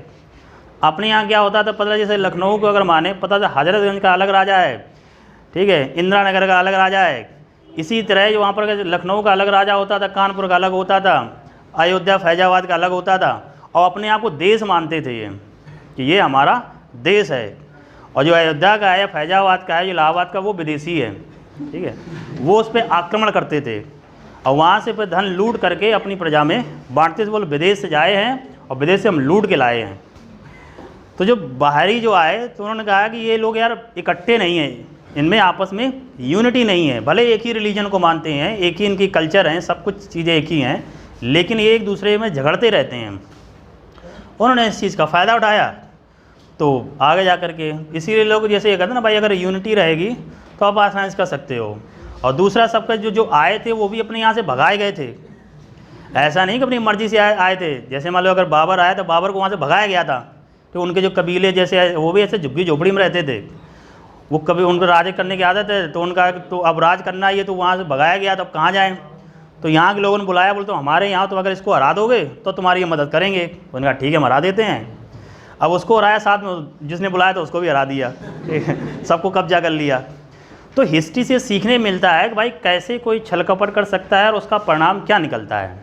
उसी तरह जैसे ये पढ़ रहा है जा करके तो हिस्ट्री से पता चल, जैसे पहले आप इंसान कुछ नहीं जानता था, जब कुछ नहीं जानता था तो पहले उसने कहते हैं ना भाई आग की उसने डिस्कवरी की, आग बनाया, तो पहले जो कच्चा ऐसे खा जाता था, ज़मीन से निकाल के पेड़ से तोड़कर उसको पका के खाना सीखा। फिर उसने पहिए का आविष्कार किया, तो जो सामान ऐसे सर पे लाद के चलता था फिर पहिए पर रख के गाड़ी बना ली, आराम से चलने लगा जा करके। तो टेक्नोलॉजी एडवांसमेंट होने से हमारे जो काम करने का तरीका होता है वो आसान हो जाता है, हमारी इफ़िशेंसी बढ़ जाती है। तो यही है, जैसे मतलब अभी शिप की बात चल रही थी, अब पहले जैसे आर्किमिडीज प्रिंसिपल से पहले तो आर्किमिडीज ने तो सर यही तो बताया था, किसी अगर ऑब्जेक्ट को, किसी वस्तु को अगर हम पानी में डुबोएं तो उसके भार में कमी आती है, और कितनी कमी आती है, जितना वो वाटर को डिस्प्लेस करता है। ठीक है, अब ऐसा तो उसने बता दिया, तो इसका मतलब ये थोड़ा ये घटना पहले नहीं होती थी, होती तो पहले, लेकिन इसको किसी ने इवेल्युएट करने जानने का प्रयास नहीं किया। अब इतना आ जाने से कॉन्सेप्ट आ गया फ्लोटेशन का, कि कोई वस्तु पानी में कैसे तैर सकती है। उन्होंने कहा भाई अगर अपने भार के बराबर वो पानी को डिस्प्लेस कर देगा तो वो तैरने लगेगी, अगर कम डिस्प्लेस तो डूब जाएगा जा करके। तो जो शिप रहे जाकर क्वेश्चन आता था ना कि बताइए एक जो लोहे की कील होती है वो पानी में डूब जाती है, लेकिन इतना बड़ा जहाज़ नहीं डूबता है। ठीक है भाई, सीधी सी बात है कि उसका सरफेस एरिया कम है ना, तो पानी कम डिस्प्लेस करे कीली तो वो डूब जा रही है, और लेकिन वो शिप है उसका सरफेस एरिया बहुत ज़्यादा है, तो वो बनने लगे, शिप बनने लगे जाकर के। आर्किमिडीज प्रिंसिपल ने बता दिया कॉन्सेप्ट, तो शिप डिजाइन होने लगे, जब नाव बनने लगे। तो इसका मतलब ऐसे तो नहीं पहले नाव नहीं होती थी, पहले एंशिएंट काल में देखो पुराने जैसे दिखाते हैं कि नाव जाकर, लेकिन इतना कॉन्सेप्ट में इतने बड़े बड़े जहाज़ नहीं बना सकते थे। हमें ये पता था भाई इतना ही केवल चल पाएगा, तो अब इतने बड़े बड़े जहाज़, स्टीमर ये सब बनने लगे जा करके। तो टेक्नोलॉजी इसलिए जो एंशिएंट है, तो कोई भी जैसे कॉन्सेप्ट वही है, बोट जैसे कहा जा रहा है, अब यहाँ शिप नहीं कहा जा रहा है, जो शिप में भी वही कॉन्सेप्ट लगेगा जो बोट का कॉन्सेप्ट है। तो टेक्नोलॉजी बदल जाती है। अब इसमें जो थीम है, जो क्वेश्चन रहते हैं वो रहते क्या हैं, दो तरीके के क्वेश्चन रहते हैं। अल्टीमेट वही है कि भाई बोट हम अगर नदी में जा रहे हैं तो नदी में रहने के लिए तो जा नहीं रहे हैं, उस नदी को क्रॉस करना है। ठीक है, अब क्रॉस करने के भाई दो रास्ते हैं। ठीक है, जैसे ये रिवर है, दो तरीके के क्वेश्चन मिलेंगे इसमें। एक तो मान लीजिए इससे जस्ट अपोजिट पे पहुंचना चाहते हैं, तो ये रहेगी मिनिमम डिस्टेंस या शॉर्टेस्ट पाथ। ठीक, दूसरा रहेगा मिनिमम टाइम। अब इन दोनों में अंतर समझिए। नदी मान लीजिए इस डायरेक्शन में ऐसे फ्लो हो रही है, ठीक है, और हम चाहते हैं कि इस सिरे से जस्ट इस सिरे पर पहुंचना चाहते हैं। तो अगर इस सिरे से जस्ट इस सिरे, अगर ऐसे हम तैरना शुरू करेंगे तो नदी तो हमको आगे तरफ ले जाएगी ना, कुछ कितना प्रयास करो तुम। ठीक है, हाँ, इधर कहीं लगेंगे जा करके ऐसे, ठीक, लेकिन पहुंचना यहाँ से पहुंच गए हो वहाँ जा करके। ठीक है, कई बार ऐसा ना हमारा गांव इस तरफ हम लगे जा करके दूसरे गांव में जा करके पहले लौट के आओ। ठीक है, खासकर अब अपने यहाँ तो इतना जो प्लेन एरिया है, खासकर आप जैसे इधर जो फ्लड पोर्शन तराई रीजन है, तराई रीजन जैसे महाराजगंज है, ये इधर जहाँ बाढ़ ज़्यादा आती रहती है ना, बिहार का पोर्शन जो है, या आप उधर चले जाइए जो बुंदेलखंड रीजन में भी नदियाँ हैं, या हिली खासकर अपना जो प्लेन एरिया है, इसमें तो ऐसी कोई समस्या नहीं है। अब ये बात हुई। अब ये कहा जाएगा अगर मान लो इसको मिनिमम डिस्टेंस कवर करनी है, ठीक है, तो ये किस डायरेक्शन में तैरेगा। तो ऑब्वियस सी बात है, देखो जब ये इधर ऐसे तैरेगा तो नदी ऐसे ऐसे धक्का मारती रहेगी, धीरे धीरे करके ये यहाँ लग जाएगा जा करके। ठीक है, तो लेकिन जब ये ऐसे तैरेगा तो इसको बहुत समय लगेगा यहाँ तक पहुँचने में। क्यों? क्योंकि पूरा अपने प्रयास करेगा कि इस हवा, इस पानी के बहाव की वजह से अपने आप को रोके रखेगा। इससे क्या होगा, तब ये कहीं यहाँ लगे जाकर, तो इसको टाइम ज़्यादा लग जाएगा। डिस्टेंस तो मिनिमम रही लेकिन समय ज़्यादा लग जाएगा। लेकिन अगर ये ऐसे तैरना शुरू करे, थोड़ा सा अपना एफर्ट लगाए और अपने आप ये थोड़ा बहुत प्रयास करता रहे कि इधर लग जाएगा जा करके। देखो इसमें क्या होगा, इसमें दूरी तो ज़्यादा को लेकिन समय कम लगेगा। मतलब ये बात है, क्वेश्चन अगर कोई भी दिया रहेगा तो आप ये ध्यान रखेंगे जिस केस में डिस्टेंस मिनिमम होगी वहाँ पर टाइम मिनिमम नहीं होगा, और जब टाइम मिनिमम होगा तो डिस्टेंस मिनिमम नहीं होगी, दोनों एक साथ नहीं हो सकती हैं। तो ये एक तो इस तरीके मैक्सिमम क्वेश्चन इसी कॉन्सेप्ट पे रहते हैं जा करके, ठीक। दूसरा कॉन्सेप्ट कभी कभी ऐसे मिल जाते हैं कि उसने कहते मान लो ये रिवर है, ठीक है, रिवर ऐसे फ्लो हो रही है। देखो रिवर की अगर डायरेक्शन में हम तैरते हैं तो इसे बोला जाता है डाउन स्ट्रीम। अगर रिवर की अपोजिट डायरेक्शन में चलते हैं तो बोला जाता है अप स्ट्रीम, ऊपर की तरफ और नीचे की तरफ। बस सिंपल सी बात है। देखो शब्दावली है, कुछ शब्द ऐसे होते हैं ना तो लोग बताने लगते हैं अगर डाउन स्ट्रीम बता रहे हैं मतलब बड़ी कोई बहुत बड़ी बात होगी। बस सीधी सी बात समझिए, नदियाँ बहती हैं एक ऊंचाई से ढलान की तरफ जाएंगी, ऐसा उल्टा तो होता नहीं कि ढलान से ऊंचाई की तरफ जाएंगी, ऐसे पानी तो नहीं जाता ना। हमेशा जो उसका जो ग्रेडियंट रहेगा, जिधर ढाल रहेगी उसी तरफ तो पानी पहुँचेगा जा करके। इसी तरह जैसे नदियों को जो अपने हिली एरिया में यहाँ पर अगर बात करें प्लेन रीजन, तो हिमालय से रिवर्स निकली और किधर जा रही हैं, बंगाल की खाड़ी में इधर गिर नीचे गिर रही जा करके। आप अगर साउथ इंडिया में रहते हैं जा करके, साउथ इंडिया में घूमने जा रहे हैं जा करके, तो उसमें कुछ ही रिवर्स हैं जो अरेबियन सागर में गिरती जा करके पीछे की तरफ। हालांकि जो ऐसे ये बताया जाता है कि ये जैसे ये इंडिया है, इधर वो वेस्टर्न कोस्ट की जैसे बात करें तो ये रीजन हाई लैंड है, उठा हुआ है, और नीचे तरफ इधर ढाल है। तो यहाँ जो नदियाँ जैसे अब नासिक वगैरह महाबलेश्वर जैसे यहाँ गोदावरी जैसे निकली हैं तो वो इधर गिरती हैं जा करके। लेकिन कुछ नदियाँ वही जैसे आप जबलपुर घूमने जाएँ, नर्मदा नदी है जैसे वहाँ पर एक वो है ना गिरता है जा करके जो झरना, ठीक है, तो वो ऐसे चलता जा करके, हाँ, तो ये इधर गिरता जाकर। तो ऐसे नहीं, तो यहाँ पर एक्चुअली में क्या है कि ये रिफ्ट है, मतलब रिफ्ट मतलब जो ज़मीन के बीच दरार सी बन जाती है ना उसे बोलते हैं, तो उससे जाती हैं। तो ऐसी बहुत कम नदियाँ हैं, अगर वो इधर जा रही हैं तो उसमें ऐसी दरार सी है ज़मीन के, वो उससे बह रही हैं जा करके, ठीक है। लेकिन मैक्सिमम जो रिवर्स आएंगी वो इधर ढाल है, ये इस तरह डायरेक्शन में जाती हैं। तो अगर हम ढाल की दिशा में जा रहे हैं तो क्या होगा, नीचे की तरफ जा रहे हैं मतलब क्या बोलेंगे, डाउन स्ट्रीम। अगर उसके अपोजिट डायरेक्शन में जा रहे हैं तो क्या बोला जाएगा, अप स्ट्रीम। तो वही कंडीशन यहाँ पर भी है, पहली बात। अब जो क्वेश्चन आते हैं उसको अगर थीम के हिसाब से समझाओगे तो आप सही कर लोगे। अगर मान लीजिए यहाँ पर डिस्टेंस हम फिक्स कर दें, मान लीजिए ए से बी की तरफ जा रहे हैं हम, ठीक है। अब वो किधर जा रहे हैं, ए से बी मतलब डाउन स्ट्रीम जा रहे हैं, डिस्टेंस फिक्स है, ठीक है। डाउन स्ट्रीम मतलब टाइम हमने डाउन का डी लिख दिया। और दूसरी बात फिर सब लौट के आ रहे हैं बी से ए की तरफ, तो ये हो गया अप स्ट्रीम। तो बताइए समय किस में ज़्यादा लगेगा, आप तरह जाए तब लगेगा ना, सीधी सी बात है। तो अब ऐसे आपने सोचा सही कर ले जाओगे, लेकिन होता क्या है जब फिजिक्स पढ़ लो, ठीक है, और फिर जब आगे हम जैसे पढ़ेंगे तो वहाँ ये सोचेगा जैसे जो आदमी तैर रहा है उसकी वेलोसिटी v दे रखी है, नदी की वेलोसिटी u दे रखी है, और तुम सोचोगे यार देखो आदमी भी इसी डायरेक्शन में जा रहा है, टाइम इसमें नदी भी से, तो यहाँ जैसे आगे हम लोग पढ़ेंगे टाइम बराबर होता है डिस्टेंस अपॉन v रिलेटिव लिखा जाता है। अब वहाँ ये पढ़ेंगे जब रिलेटिव वेलोसिटी तो ये कह दिया जाता है कि अगर सेम डायरेक्शन में तो माइनस करेंगे, अपोजिट डायरेक्शन में तो हम प्लस करेंगे, ठीक। रिलेटिव वेलोसिटी में ये बोला जाता है। अब इसमें अगर हम देखें डाउन में वेलोसिटी है सेम डायरेक्शन में तो माइनस कर दिया v माइनस यू, ठीक है। अप स्ट्रीम में है तो इसके अपोजिट डायरेक्शन में तो जुड़ गया v प्लस यू। अब न्यूमरेटर में वैल्यू सेम है, डिनोमिनेटर में वैल्यू अगर कम है तो ये वैल्यू क्या होगी, बढ़ जाएगी, और ये वैल्यू ज़्यादा तो ये वैल्यू क्या हो जाएगी, कम हो जाएगी। तब हो जाता है ये उल्टा। तो इस स्टेज में जैसे अभी आप कुछ नहीं जान रहे हो तो जो आपको बताया जाएगा वैसे आप सोच लिए, अपने आप प्रैक्टिकल एक्सपीरियंस किया आप सही कर ले जाओगे। लेकिन जब चीज़ें धीरे धीरे पढ़ते ही आते हैं फिजिक्स, जब पूरा पढ़ लोगे, जब रिवीजन फेज में पहुँचते हैं तब ये छोटी छोटी बातें कन्फ्यूज करने लगती हैं कि ये सर पढ़ाया तो गया था ये फॉर्मूला कि डिस्टेंस या डिस्प्लेसमेंट अपॉन रिलेटिव वेलोसिटी रखेंगे, sir relative velocity same direction में तो माइनस आना चाहिए, सर ये तो उल्टा आ रहा है। अब तुम सोचोगे वैसे कि यार उससे तो कम आना चाहिए, लेकिन तुम सोचोगे यार सोचने से क्या होता है, फिजिक्स लगाएंगे हम तो उससे तो ये आना चाहिए, ठीक है, तो वो गलत हो जाता है। तो छोटी छोटी बातें फिर दिमाग में कन्फ्यूज करती रहती हैं।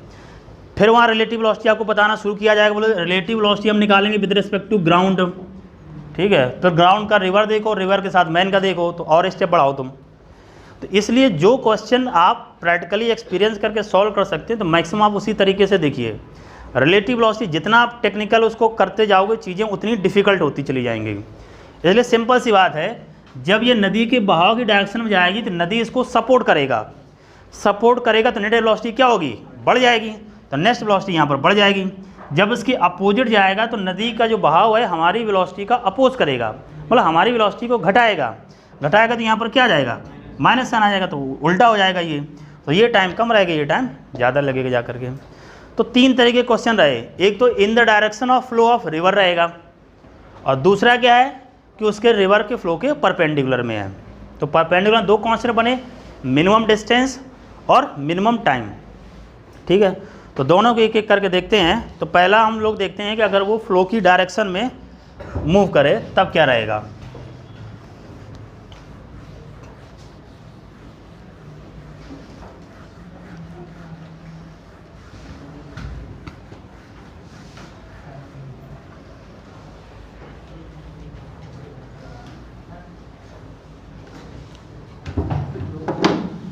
ठीक है, तो फर्स्ट केस देखते हैं,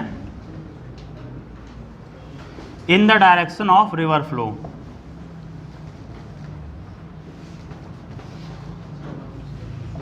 in the direction of river flow. ठीक है, तो ये रिवर है और रिवर की वेलोसिटी u है।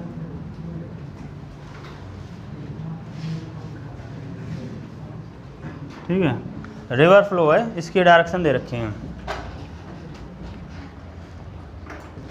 ठीक है, अब यहाँ पर कोई पॉइंट मानते हैं, ये 2 पॉइंट हैं, ये P है, ये Q है, इनके बीच के डिस्टेंस मान लेते हैं D है। तो पहले ये जा रहा है डाउन स्ट्रीम, तो कोई वेलोसिटी मान लेते हैं v1 या v मानते हैं, डाउन स्ट्रीम, बातें नहीं भाई। ठीक, इसके बाद ये लौट के आएगा उसी वेलोसिटी से, ये अप स्ट्रीम है। ठीक है, P से Q की तरफ जा रहा है डाउन स्ट्रीम, और Q से P की तरफ आ रहा है अप स्ट्रीम। जाने और आने की वेलोसिटी की जो है मैग्नीट्यूड है वो सेम है। दोनों केस में हमें टाइम निकालना रहेगा, टाइम इन डाउन स्ट्रीम। तो टाइम डाउन स्ट्रीम को D से लिख दे रहे हैं, तो डिस्टेंस अपॉन ये वेलोसिटी सपोर्ट करेगा v प्लस u हो जाएगा। ठीक है, फिर हम लोग देखेंगे टाइम इन अप स्ट्रीम।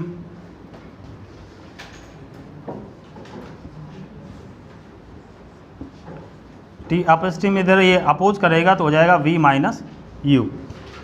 तो कंक्लूजन ये से निकला कि जो अप स्ट्रीम में टाइम होगा वो ज़्यादा लगेगा in comparison to the downstream.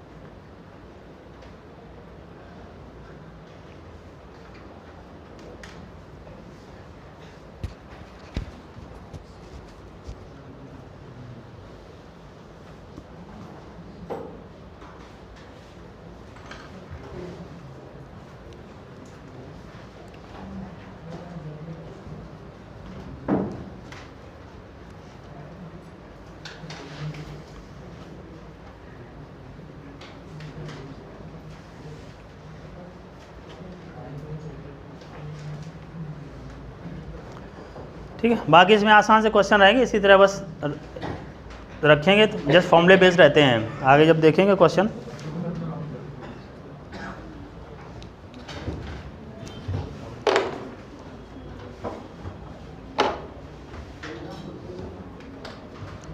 ठीक है। बी पॉइंट देखते हैं,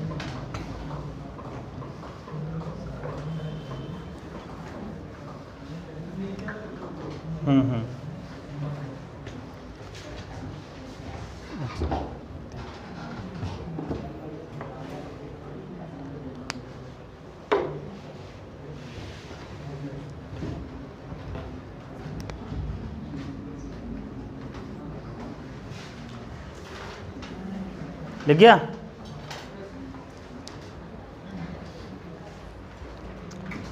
अब बी पॉइंट में वही होंगे, दो केसेस रहेंगे। एक बार तो रहेगा ये मिनिमम डिस्टेंस के कवर करने में, ये रिवर इधर फ्लो हो रही है और ये इसकी विड्थ है, ठीक है, स्मॉल डी। ये मान लेते हैं ए पॉइंट है और ये पॉइंट बी है। तो पहला इसका केस आ जाएगा शॉर्टेस्ट पाथ। अगर इसको मिनिमम डिस्टेंस कवर करनी हो तो शॉर्टेस्ट पाथ क्या होगा, ये डी। जितनी इसकी विड्थ होगी उतना तो कवर करना ही पड़ेगा ना हमें, उससे कम में तो नहीं क्रॉस कर सकते हैं, ठीक। तो हम लोगों ने ये जाना कि इसको कुछ इस डायरेक्शन में तैरना पड़ेगा तब ये क्रॉस कर पाएगा। तो वी वेलोसिटी हो जा करके यहाँ पर जो वी है ये वेलोसिटी ऑफ स्विमर है या बोट है, वेलोसिटी ऑफ स्विमर। और जो u है जो वेलोसिटी ऑफ रिवर फ्लो है,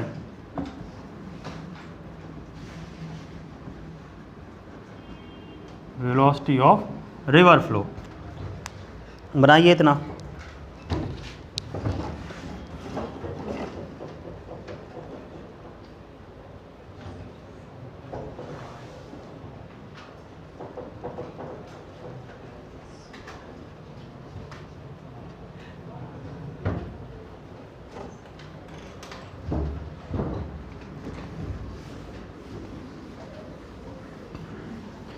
u is the velocity of river flow और v is the velocity of swimmer या मैन या बोट, जो भी लिख लीजिए, जो तैर रहा है उसकी वेलोसिटी है।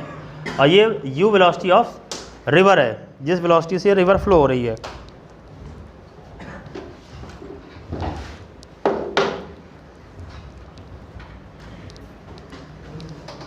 ठीक है, तो इसको हम लोग अब देखते हैं। सो मिनिमम डिस्टेंस तो हो गई d, ठीक है। इसका जो मिनिमम पाथ आएगा, जो डिस्टेंस आएगी वो तो डी रहेगी जा करके। तो मिनिमम डिस्टेंस ये तो डी रहेगा जा करके। अब टाइम निकालना है, time to cross the river, ठीक, टाइम निकालना है। देखो टाइम अगर निकालेंगे तो टाइम का देखो फॉर्मूला रहता है, टाइम इज इक्वल टू ये आ जाएगा displacement upon velocity along the displacement, velocity along displacement. उसके अलोंग जो वेलोसिटी होगी वही तो रखेंगे हम लोग जिससे वो कवर कर रहा होगा। अब इसको देखो रिजॉल्व करते हैं। इस v को अगर इसके अलोंग हम कंपोनेंट निकालेंगे तो ये क्या आएगा, v cos थीटा, और इधर क्या जाएगा v sin थीटा। डायरेक्शन देखो अवे रहेगी ना, और रिवर ऐसे फ्लो हो रही है। अब यहीं पर देखिए, अगर मान लीजिए v sin थीटा और u just equal and opposite हो जाएंगे तभी तो v cos थीटा इधर जाएगा। अगर मान लीजिए v sin थीटा कम और u की वैल्यू ज़्यादा हो गई तो इधर निकल जाएगा ये, है नहीं। जो v cos थीटा किधर चला जाएगा, इस डायरेक्शन में चला जाएगा। अगर v ऐसा तो हो नहीं सकता, v sin थीटा अगर ज़्यादा है और u कम है तो फिर इधर कहीं लगेगा जा करके, तब भी डिस्टेंस ज़्यादा हो जाएगी। तो अगर इसको मिनिमम डिस्टेंस कवर करनी है तो v sin theta must be equal to the u, ये रहनी चाहिए। तो मिनिमम डिस्टेंस के केस में यहाँ हम देखेंगे ये v sin theta must be equal to the u। तो उस केस में हम लोग निकालेंगे ये sin theta is equal to आ जाएगा u अपॉन v। इससे क्या पता चल जाएगा, एंगल, ठीक। अब बस यहाँ रख देते हैं। तो यहाँ देखेंगे जो time is equal to displacement d हो गया, velocity along the displacement v cos theta आ रहा है।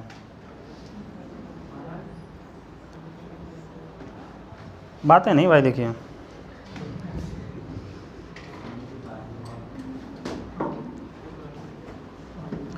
मैं देखिए समय उतना ही है, उसी समय में चाहे हम आपको रेगुलेट करने में लगा दें या उसी समय हम पढ़ा दें। अब ये आपकी जिम्मेदारी है, आप क्या चाहते हो।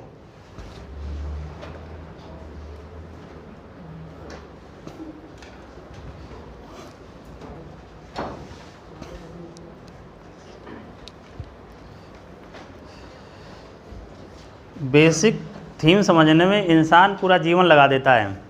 अभी जैसे आपने नाना दादा जो बुजुर्ग मोहल्ले में घर में हो, उनसे अगर पूछो तो यही ज्ञान देंगे, या सुबह सुबह टीवी चैनल जो उपदेश वाले होते हैं ना, बोले जीवन सब नश्वर है। नश्वर मतलब वो बिल्कुल नष्ट हो जाएगा, उसमें कुछ नहीं रखा है। इसलिए प्रभु के शरण में आओ और सुबह शाम भजन करो, खाओ पियो लेटो सो, बस कुछ नहीं रखा है जीवन में। ठीक, किसी के साथ छल कपट मत करिए, झूठ मत बोलिए, सब बड़ी अच्छी अच्छी बातें बताएंगी, वही बातें बताएंगी जो हम पहले लोअर क्लास से पढ़ना शुरू करते हैं, है नहीं, और वही फिर हमें बुढ़ापे में बताया ज्ञान होता है जा करके। ठीक है, जबकि शुरुआत वहीं से होती है। लेकिन जो हमारा जो मेन लाइफ स्पैन होता है जिसमें हम काम करते हैं, उसमें इन चीज़ों से दूर दूर तक किसी का कोई वास्ता नहीं होता है। उसी तरह कंपटीशन का भी है।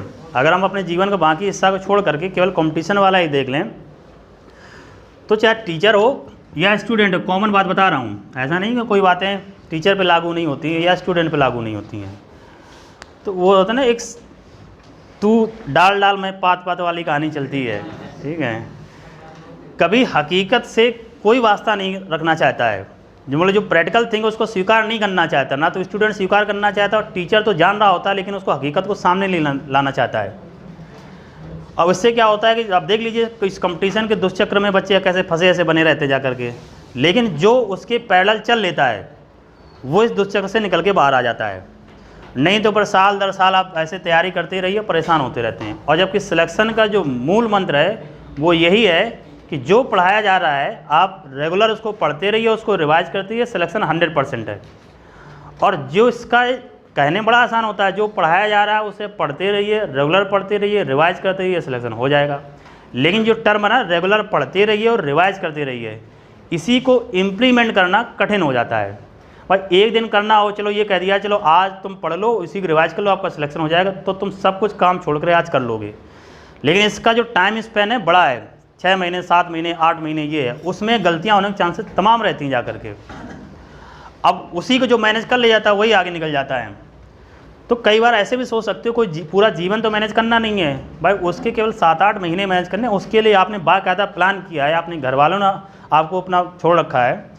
अब बीच बीच में हमारा जो इंट्रिंसिक बिहेवियर होता है, इंट्रिंसिक मतलब हर इंसान रहे, चाहे देखो बुजुर्ग रहे चाहे बच्चा रहे, वो मटर गश्ती करना या अपने आप को थोड़ा फ्री स्टाइल में रखना सब चाहते हैं। ऐसा नहीं है, अगर ना चाहोगे तो आपका अपने आप ऐसा बिहेवियर होने लगेगा जिसमें आपको थोड़ा फ्री स्टाइल रहोगे।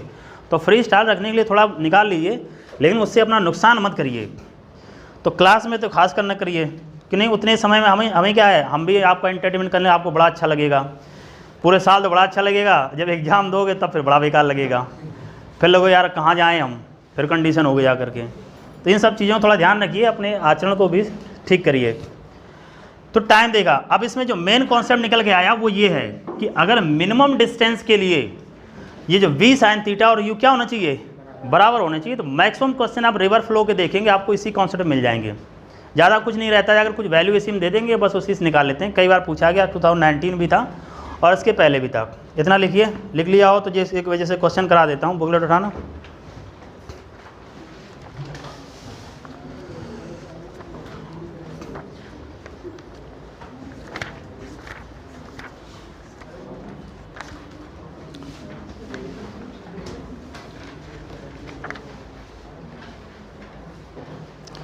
पेज नंबर 20 पे क्वेश्चन नंबर 37 है। Page number 20 question number 37।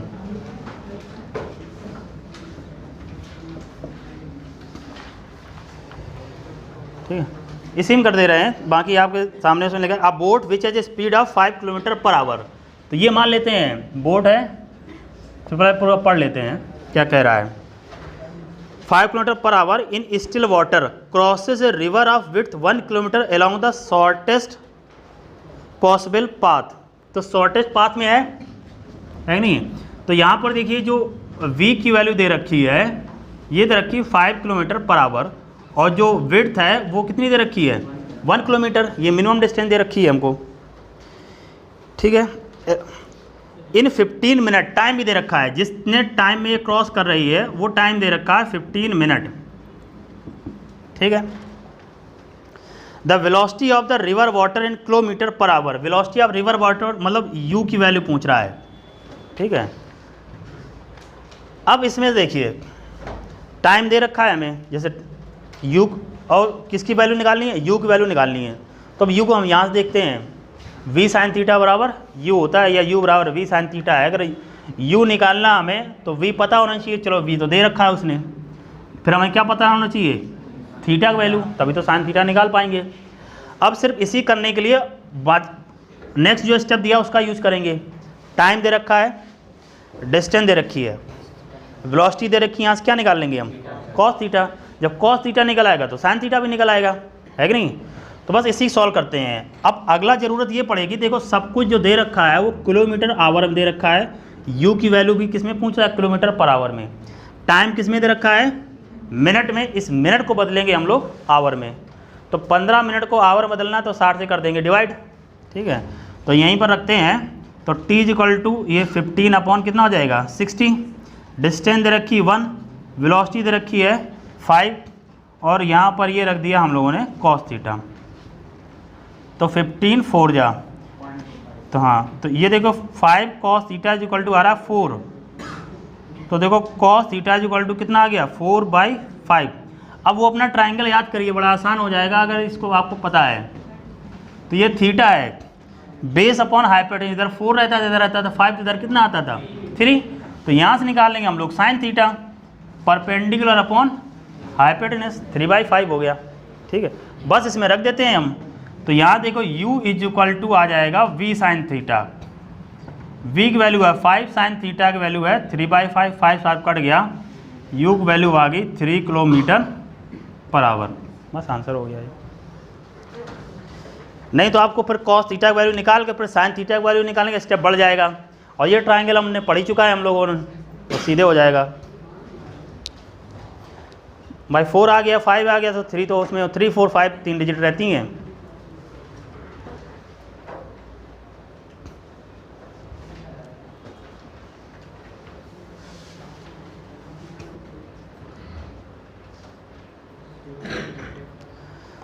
हमने उससे शॉर्टेस्ट पाथ कह रहा है, शॉर्टेस्ट पाथ में v साइन थीटा बराबर u होगा, u की वैल्यू पूछी जा रही है। तो टाइम से हम लोगों ने कॉस थीटा निकाल लिया, कॉस थीटा साइन थीटा निकाल लिया, वैल्यू रख के सॉल्व कर लेंगे।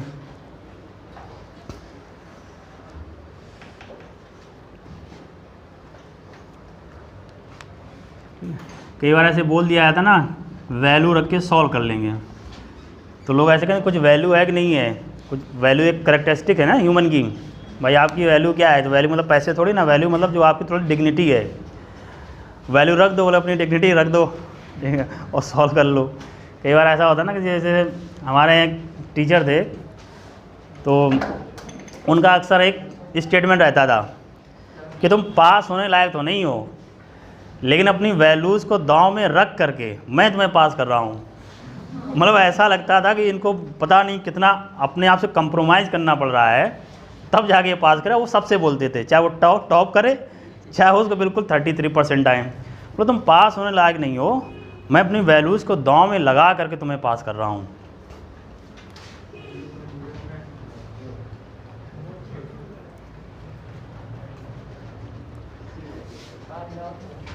तो इस बात को ध्यान रखना है, जहाँ भी शॉर्टेस्ट पाथ कह दे तो तुरंत समझ जाएंगे v sine theta must be equal to the u, ठीक है। बाकी ये टाइम का फॉर्मूला आएगा d/v cos थीटा। तो मैक्सिमम जो क्वेश्चन आपको मिलेंगे वो इसी से हो जाएंगे।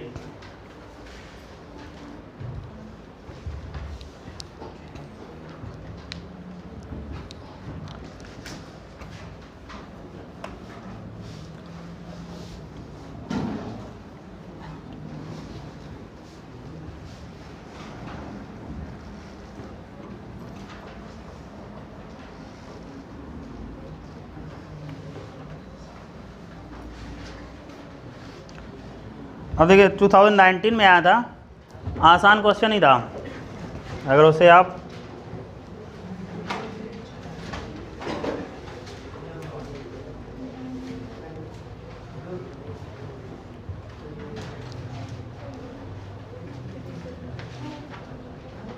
है, इसमें 2019 का था, देखता हूँ।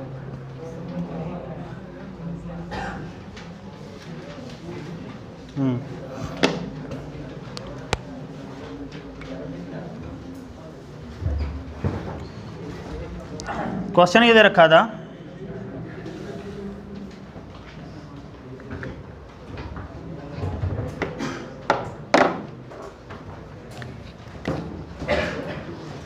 The speed of swimmer in still water, जो स्विमर है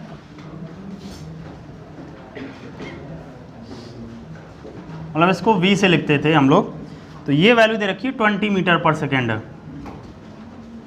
speed of swimmer in still water is 20 metre per second. The speed of river water is 10 metre per second. River water को हमने u से रिप्रेजेंट किया था, ये दे रखी है 10 metre per second. River water, ये नीट 2019 का है।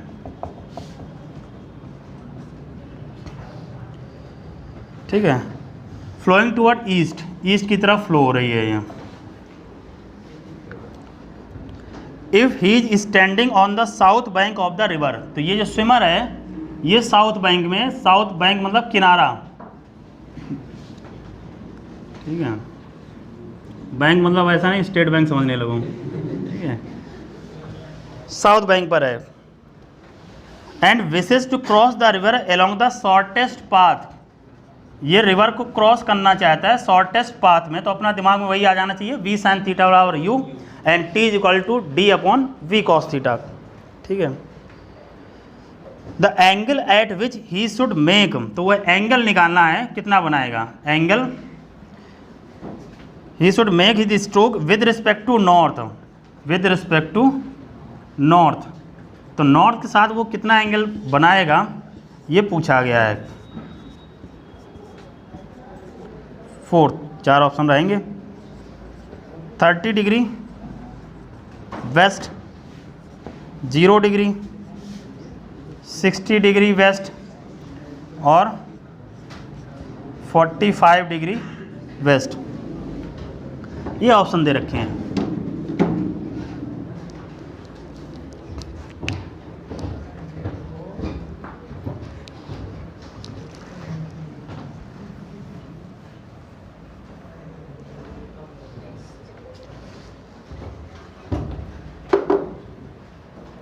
क्या आना चाहिए,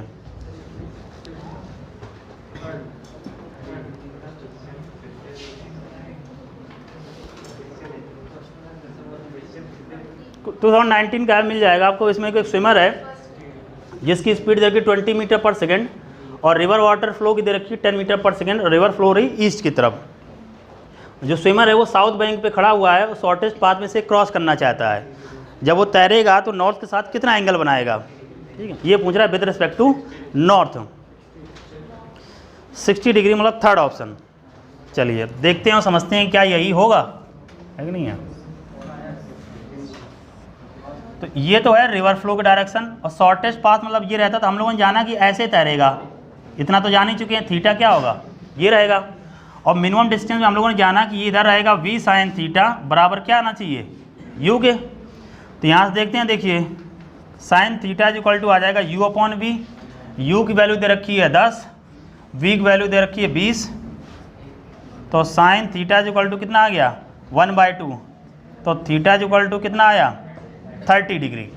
अब ये 30 डिग्री है, उसने कहा है नॉर्थ, ठीक है, तो नॉर्थ से किधर है ये वेस्ट की तरफ तो है, विद रिस्पेक्ट टू नॉर्थ कितना 30 डिग्री विद किधर जा रहा है वेस्ट की तरफ। अब तुम अगर जो लोग 60 डिग्री कह रहे हैं, तो अगर हम देखो 60 डिग्री लेंगे तो वेस्ट से ये नॉर्थ की तरफ जा रहा है ना ये, जबकि नॉर्थ से ही पूछा उसने, तो नॉर्थ से एंगल कितना बन रहा है 30 डिग्री। ये जो 60 डिग्री आपने निकाला है वो किससे बन रहा है, इधर क्या है, इधर अगर ईस्ट है तो इधर क्या है वेस्ट, ये वेस्ट से बन रहा है। उसने पहले कह दिया कि नॉर्थ से बताइए, तो नॉर्थ से एंगल कितना बना 30 डिग्री, किधर बना वेस्ट की तरफ, बस।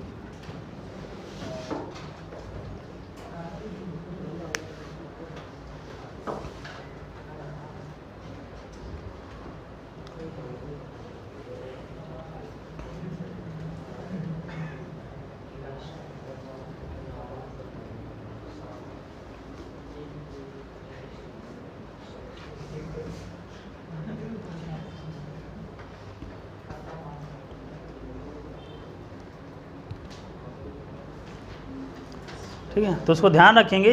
अब इसमें ऐसा नहीं, कुछ बच्चों ने उसमें गलत भी किया था, इसी के जैसे आपको कन्फ्यूजन हो रहा है कि 60 डिग्री 30 डिग्री, तो उसको स्पेसिफाई आप इस बात पे ध्यान रखेंगे, नॉर्थ से पूछा विद रिस्पेक्ट टू नॉर्थ।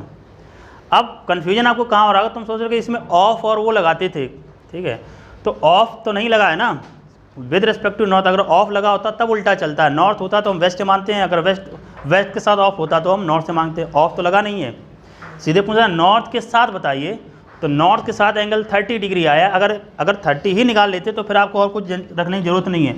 अब ऐसा तो नहीं लगा 30 डिग्री वेस्ट 30 डिग्री ईस्ट, ऐसा तो लिखा नहीं है, एक ही ऑप्शन 30 डिग्री का है। ठीक, तो ये पहली कंडीशन होगी अगर रिवर को क्रॉस कर रहे हैं हम लोग मिनिमम डिस्टेंस में। अब दूसरी कंडीशन देखते हैं, रिवर को क्रॉस करना है मिनिमम टाइम में।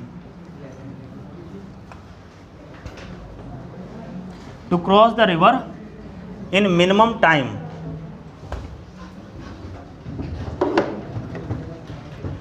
ठीक है, सेकंड पॉइंट,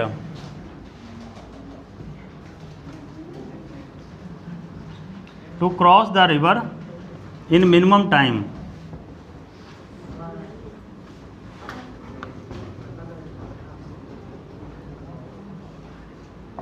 मिनिमम टाइम, तो ये रिवर है,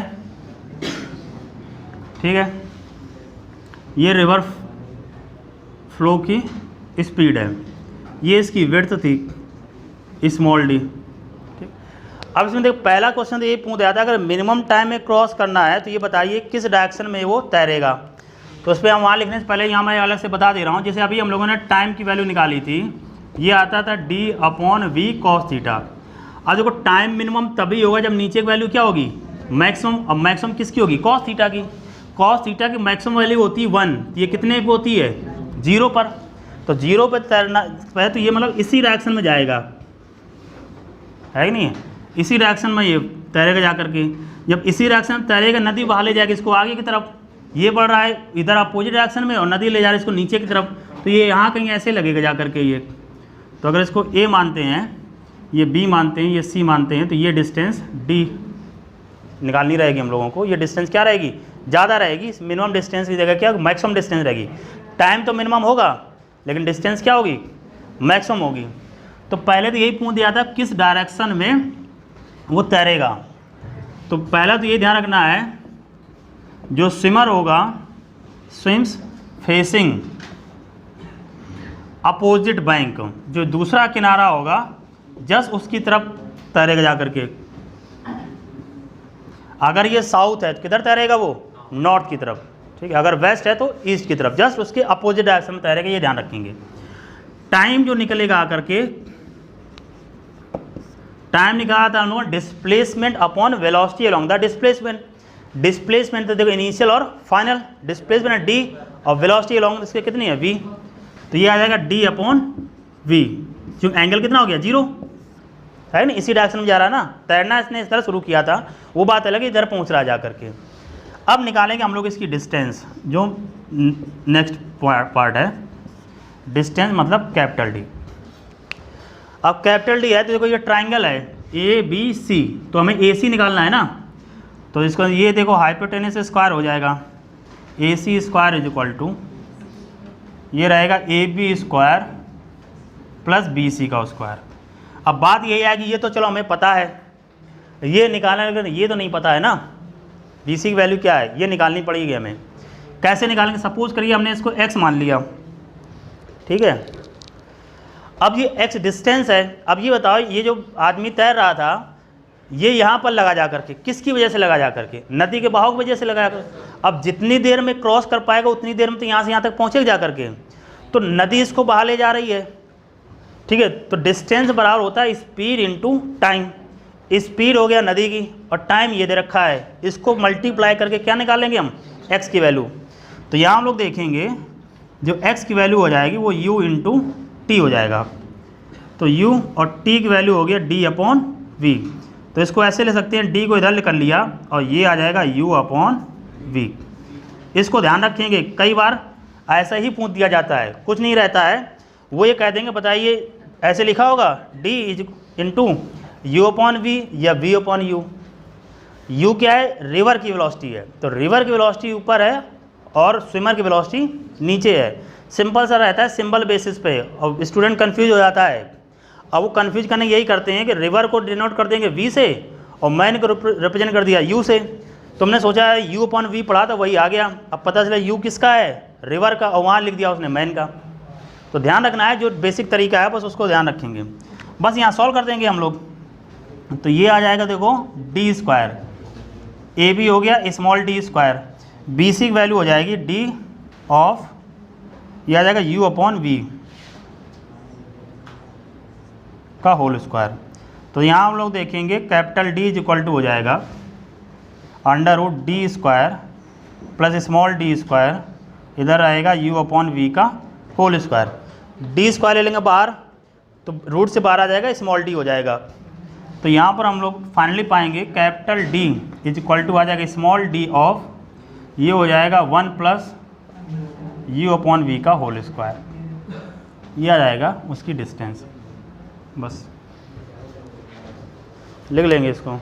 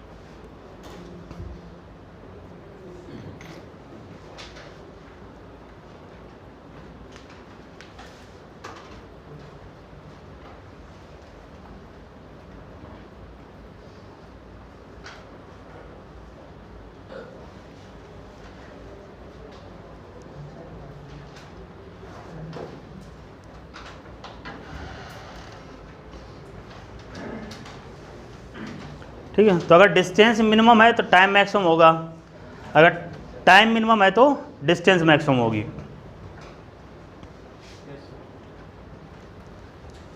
ठीक, थर्ड पार्ट देखते हैं।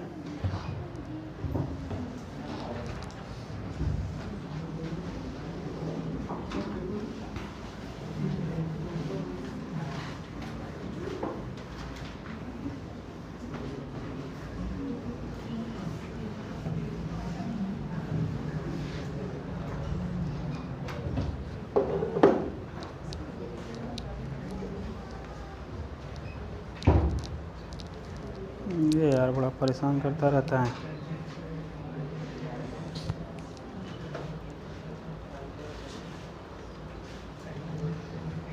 ठीक है, थर्ड पार्ट आसान है कि ये जैसे रिवर है, रिवर की वेलोसिटी u दे रखी है, यहाँ पर ये ऐसे तैर रहा था, इसकी वेलोसिटी v दे रखी थी और ये यहाँ पर लगा हुआ था जाकर के। ठीक है, ये a था, ये b था और ये c था। तो कई बार देखो यहाँ जो तैरेगा उसकी वेलोसिटी तो अलग होगी ना, तो नदी की तो u दे रखी, इधर तैरा था v, तो ये क्या है रिजल्टेंट वेलोसिटी आएगी। तो जिस वेलोसिटी से ये क्रॉस किया है, तो यहाँ देखते हैं रिजल्टेंट वेलोसिटी।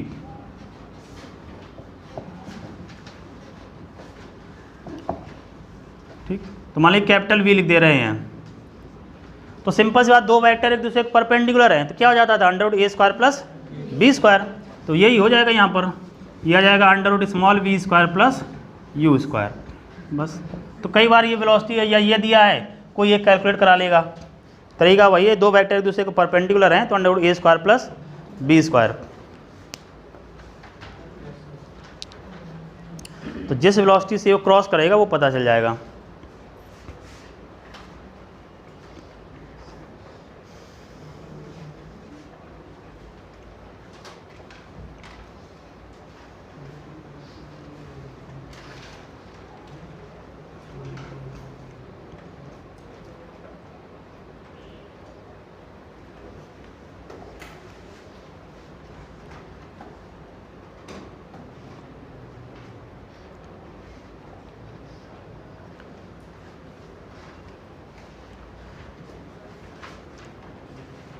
ठीक है, तो जो बुकलेट आपको मिली इसमें कुछ रिवर के क्वेश्चन दे रखे हैं, तो बचे हुए एक दो और क्वेश्चन होंगे। मैक्सिमम जो क्वेश्चन था वो उसी में रहता है मिनिमम डिस्टेंस वाले पे, वो आप उसे बाकी देखना, बाकी इसके जो अलावा है वो हम कराएंगे आपको। इसमें बस लास्ट इतना बचा हुआ, छोटे मोटे कॉन्सेप्ट हैं, हालांकि उसमें क्वेश्चन आज तक नहीं बनते हैं, लेकिन ये है कि सिलेबस में दे रखा है तो चांसेस तो रहते ही रहते हैं पूछने के। तो कुछ नहीं बचा है, 2 बातें बची हैं। एक तो रहेगा स्केलर ट्रिपल प्रोडक्ट, तो मेनली जो है उसमें हम देखेंगे कोप्लेनर का कितना ट्रिपल प्रोडक्ट रहता है और वेक्टर ट्रिपल प्रोडक्ट, बस इतनी सी बात है। और जो भी और उसमें क्वेश्चन होंगे, एक क्लास का और रहेगा, वेक्टर फिनिश हो जाएगा।